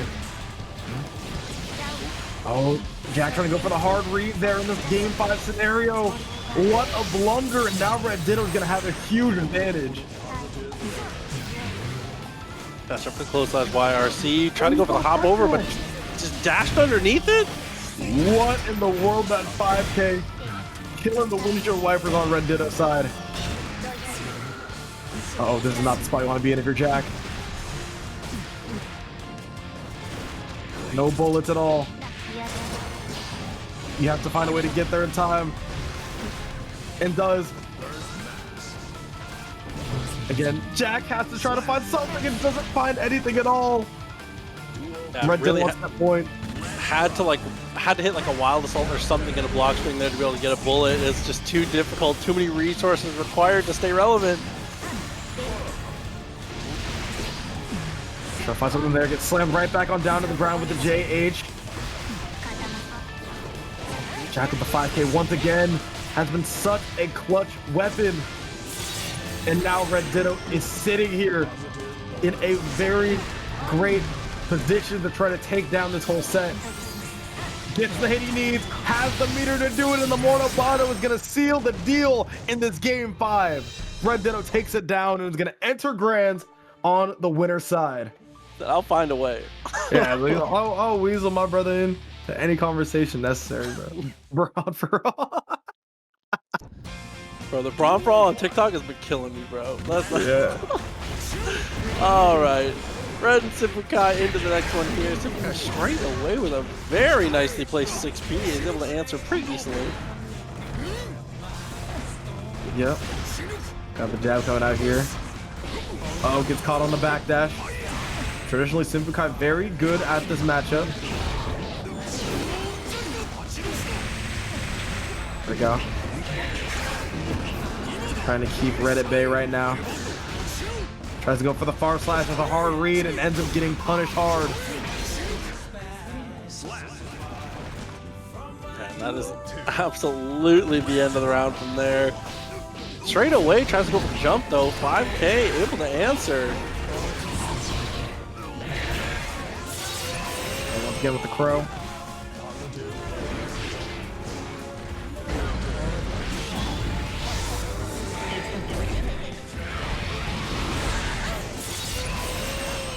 There we go.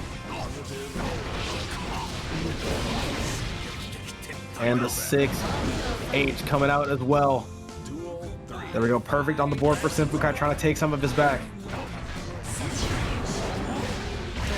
PKs straight in with the white wild assault. Immediately tries to get aggressive here. Oh. Good block so far. Block on the fuzzy as well. So far, SYMPHUUKAI's defense has been looking awesome, but just as I say that, ends up beating 60%.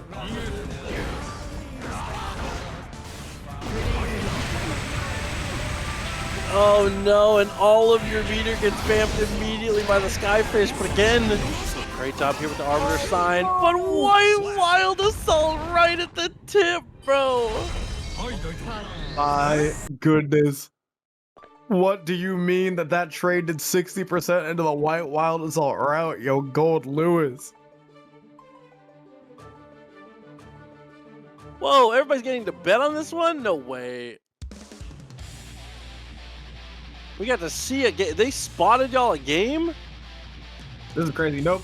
You know what? Even with the odds, I know what I'm feeling. I know what I'm feeling.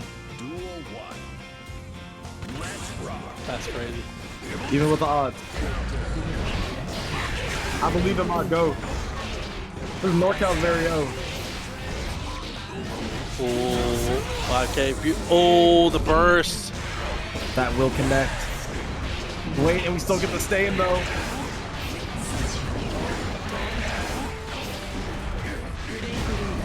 Good block on the low from Red.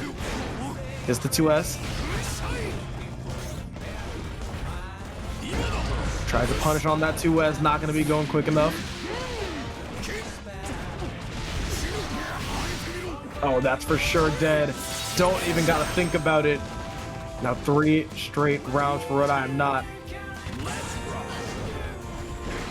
Right away was looking for the whip punish. The head was in the right place, but unfortunately it doesn't quite work out. Straight through. We cut it up now. SYMPHUUKAI once again securing a lead, but a lead is not a lead against the big man. Such a crazy trade. There's the burst. Oh no, trying to go for the read there as well, and not gonna land it. And there it is. RedIAmNot up 2-0. It doesn't matter how much of a lead you think you have on Goldlewis. If the character's alive, it's even. Is the scariest fact of Guilty Gear Strive. The quicker you come to terms with that, the quicker you can run Goldlewis pockets. As hard as that is to do, though. Oh? Wait, what? Wait, what is this? SYMPHUUKAI with the switch? Wait, my points. Oh, wait. My points? Wait, no. Wait. Wait, hold on. Yo, surely we get a push. Wait. Surely we get a push? No. I need to consult the casino on this one. I mean, so far it's already looking pretty good here. I like that little jump back though. Is what I would say. Now we got Goldlewis coming out here with the drone, with the BTs. No security to his name, but not gonna need it.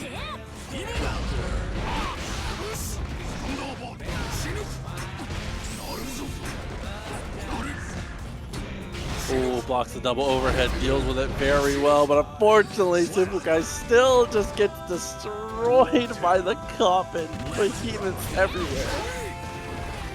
Often waits for no man, woman, or person at all. It is nuts.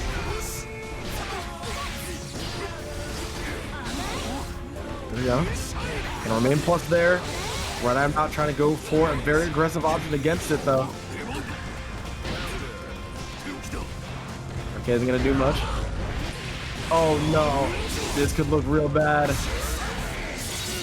And now SYMPHUUKAI on their last legs of this bracket.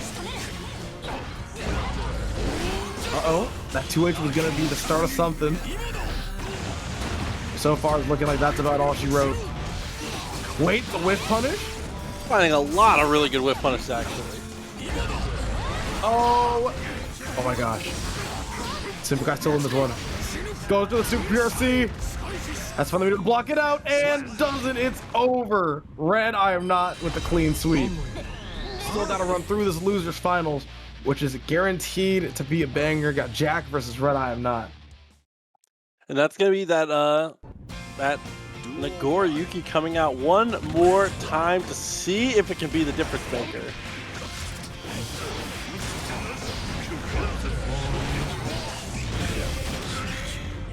Go.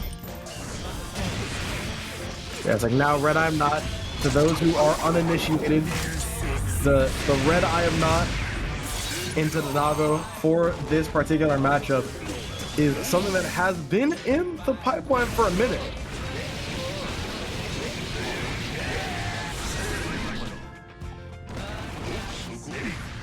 It already is looking pretty good here. Relatively even. 6-8's not going to get too much. Fortunately, only being in level 2 Blood's not going to be able to have the normals to quite deal with the range here for Happy Chaos. As he pull that gun one more time, goes for the jump in, and manages to use that big body backdash to escape for a little bit. Fortunately, he doesn't have enough life for incidentals here, I don't think. Yeah, as a big body, you're gonna trade sometimes. It's just completely unavoidable. So once you're down to that pixel, it's just a wrap. Down to that pixel, Red was, and it's looking like gonna be down even more here once this Deus Ex comes out. Refilling everything. And SQ comes. 2K City's out here.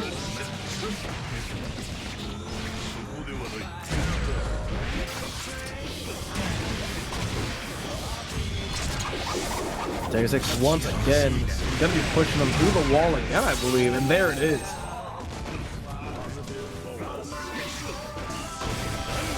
Oh, see, just dashes up, stops right short, and just waits to see what he's gonna do. And of course, the throw attempt goes wide, and Jack gets game one. Man. Let's look at Prime over here for Jack. So far, as we can see, Red, I'm not running it back on the Nagoriyuki.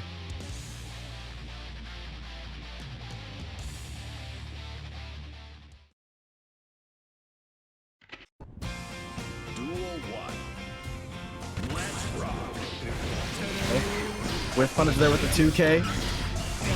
Good start for RedIAmNot, but Red wants to go ahead and normalize it. Burst as well, none of us are rocking with the burst. Gonna be that straight mono e-mono gameplay.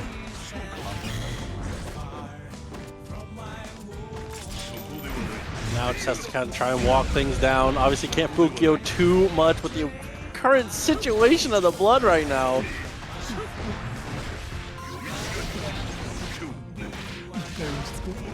Gets thrown. Didn't get the options they wanted to cover the meaty. Oh, 2S is out.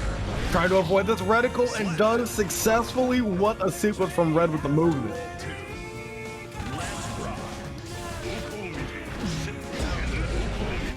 Oh, and Fukio into the Shizu. Maybe Jack didn't think they were willing to commit in a moment like that, but they absolutely are, and it's going to be BSU and off to the races now. Incredibly scary spot. Trying to catch this fuzzy jump timing from Jack, isn't able to find it. Oh no, and lands the mix-up. It's going to be a perfect for Red, and this is exactly why they pick him in this matchup. Now, you don't get a lot of shots against Happy Chaos, so when they happen, they have to be huge. And Nagoriyuki is the ultimate character for making every single moment count.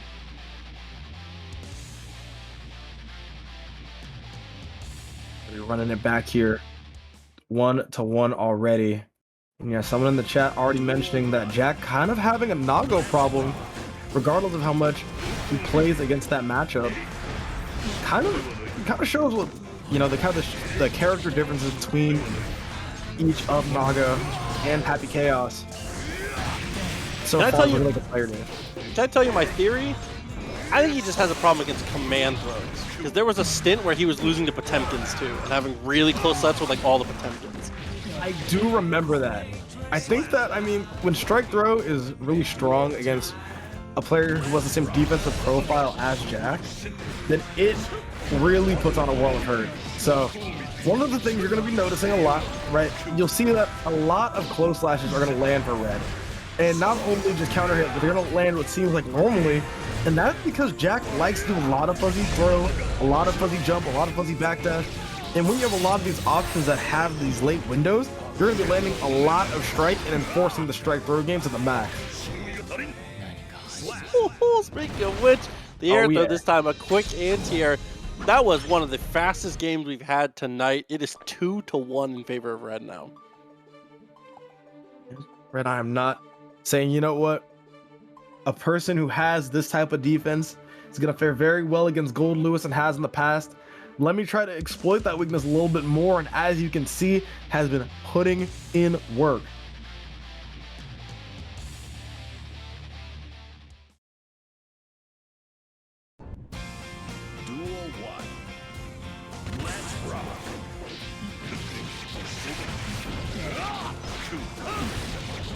stuck in the corner already. Shizu after Shizu. Jack taking it on the head twice in a row now, but a good counter poke there to be able to stay alive. Jack trying to do whatever he can at this point to try to stifle this RedIAmNot momentum.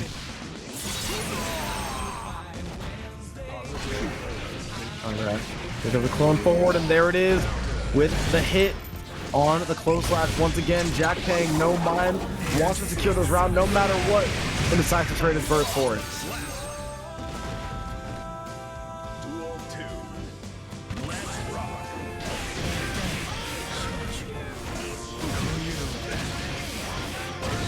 The tap does dastardly stuff. Full reload. Just a little tap. You'll get through the wall. Beautiful. The air throw. Trying to capitalize on that. Gets the Fukio back. Red sitting in an awful blood situation. Gets caught by the 2K 2D. Now it's Jack's time to shine. Has the reticle on once again. Once that move was blocked, it was wraps, and now Jack taking it all the way to the bank. Yeah, and with the blood situation where it's at, plus 50 meters still in the pocket for Jack. There's no chance really for Red on that one, as you can already see the quick cash out there for Jack, and it's going to bring us down to a game 5 now. Red, I feel like Red, even though Red is coming into this off of a loss, I feel like the slight advantage has got to go to their favor right now. The Nagoriyuki and the types of decisions and the types of situations they're putting up, again, volatility matters in a 1-to-1. Oh, absolutely. I mean, we want to talk about volatile. I feel like you have both the antithesis and the prototype for volatility on the screen right now. So I'm very curious to see how this last match and how these last potentially 3 rounds are going to play out.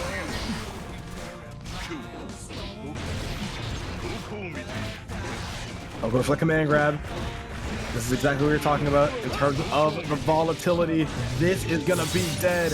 And RedIAmNot making quick work of Jack to put him on set point.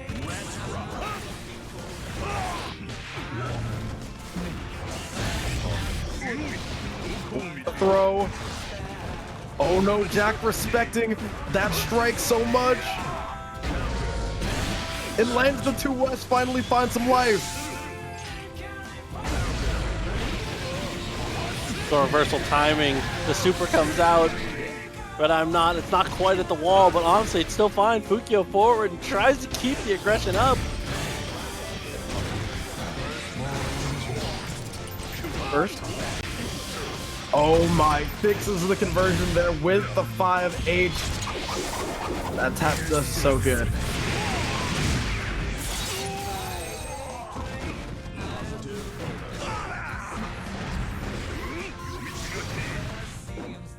Saw the jump there.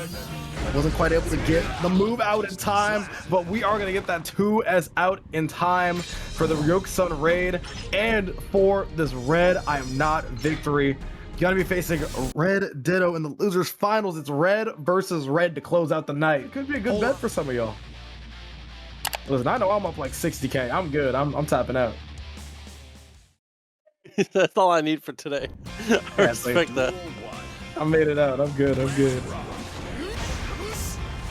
Back to the big man here. Well, the other big man, I'll say.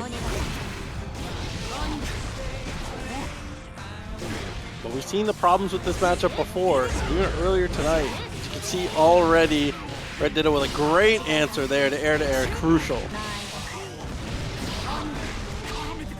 Yeah. RedDitto seems to have control of this match so far.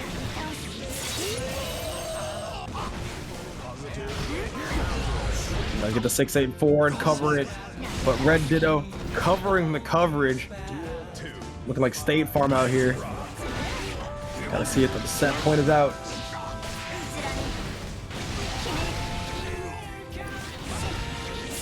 What a way to start once again.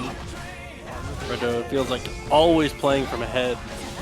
I think that's one of the most frustrating things about playing as RedDitto too. Is RedDitto is so good at getting first hits, so it feels like you're always playing from behind. Even when he has the lead, he's still approaching you, so you just feel so much.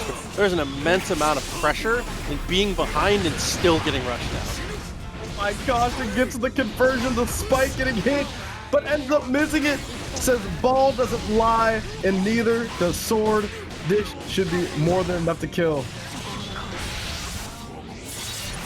Oh, the guaranteed damage on the shatter is exactly enough. That was very close.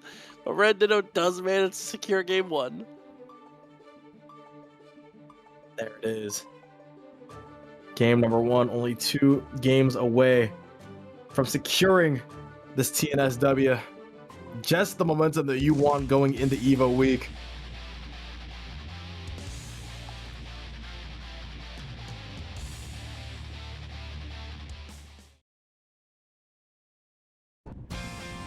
RedDitto, one of the favorites going into that EVO tournament, man. EVO Las Vegas is going to be absolutely crazy, and you can see here, it's looking so good. Even with the drone coming, I love the idea to swing there. It didn't pan out, but I really like where RedDitto's head is at. Unfortunately, his head's getting ripped off right now. That is 75% of your life on one bad interaction.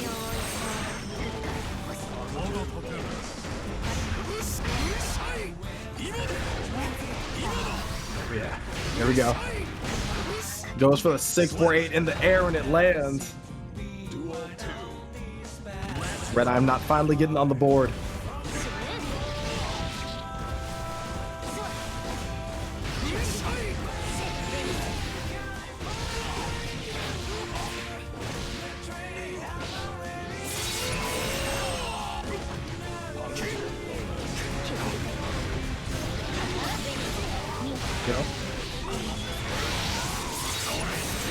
RedDitto going ahead, landing the Mortabato, trying to secure this round, gets the overhead, and hits Red. I tried to say Red and Red, but to be honest, we got RedDitto, we got RedIAmNot. It's kind of confusing me at this point. Oh no, and the flip pass with the sword explosion as well, and then the simple hop over for the next conversion.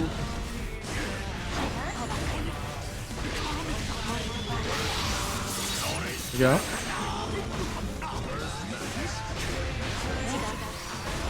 Slashes out. Goes for the burst safe routing. Not gonna be able to kill. Has to land one more and does. 6-8 should do it all. The windshield wipers.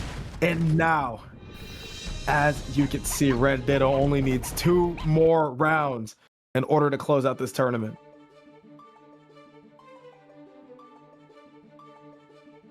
Yeah, I mean, RedIAmNot, not much to say here. I mean, RedDitto is just controlling the neutral and dominating at every single stage. Everything is just, I don't know, dude. This kid plays so optimal, like frustratingly optimal at every turn.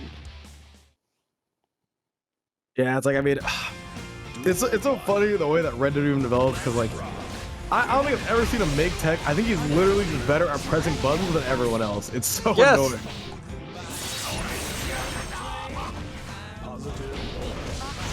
I agree. It's just his timing is better, and it's just like, and he plays the perfect character for having the best timing, right? Like,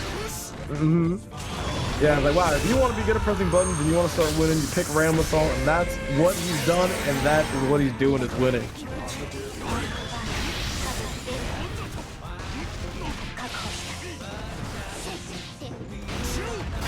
ooh, try to match on the double 2P, doesn't work out. Still though, tap dust will get us where we need to go. Red just trying to put some wind back in the sails. Right now it is looking bleak, especially with that 5K.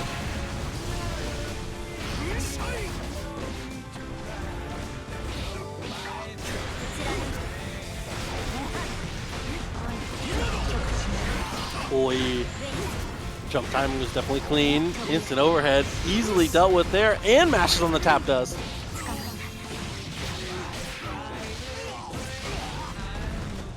Go. Goes for the throw. RedDitto trying to force that set point scenario. Try to get Red even more on their toes than usual.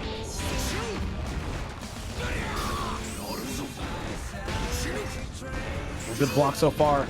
The defense from RedDitto goes low again. Good blocks over and over, but all will fall to that strike throw pressure. Oh, the 2S coming through. The mash on the 2P and the auto correction is gonna net red the game. Yeah, the 2Ps completely destroying that attempt at the hop over. A nice idea, but unfortunately it gets us way out to the wayside. Oh my goodness. Man, the delay of 2P there in order to catch the impending flip kick. I mean, that's just character on character knowledge right there. Not too many characters have access to that option, if any do at all.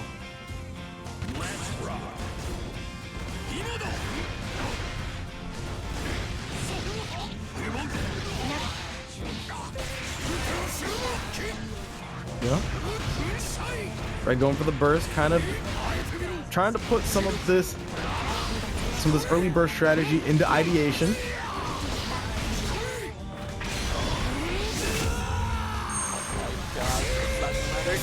Damn, it's coming through up the super, is still alive somehow though. Yeah, this is pretty rough here. So far, RedDitto up a burst, but down the round once again. Very common trade-off we've been seeing here, especially from these two.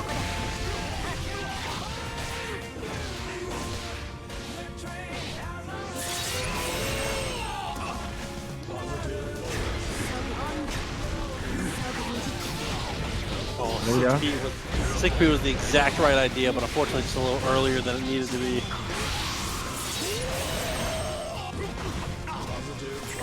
You know, one more touch should do it. Finds a way around that reversal super. Thor's gonna take it, and now RedDitto is at set point. Duel 3. Let's rock.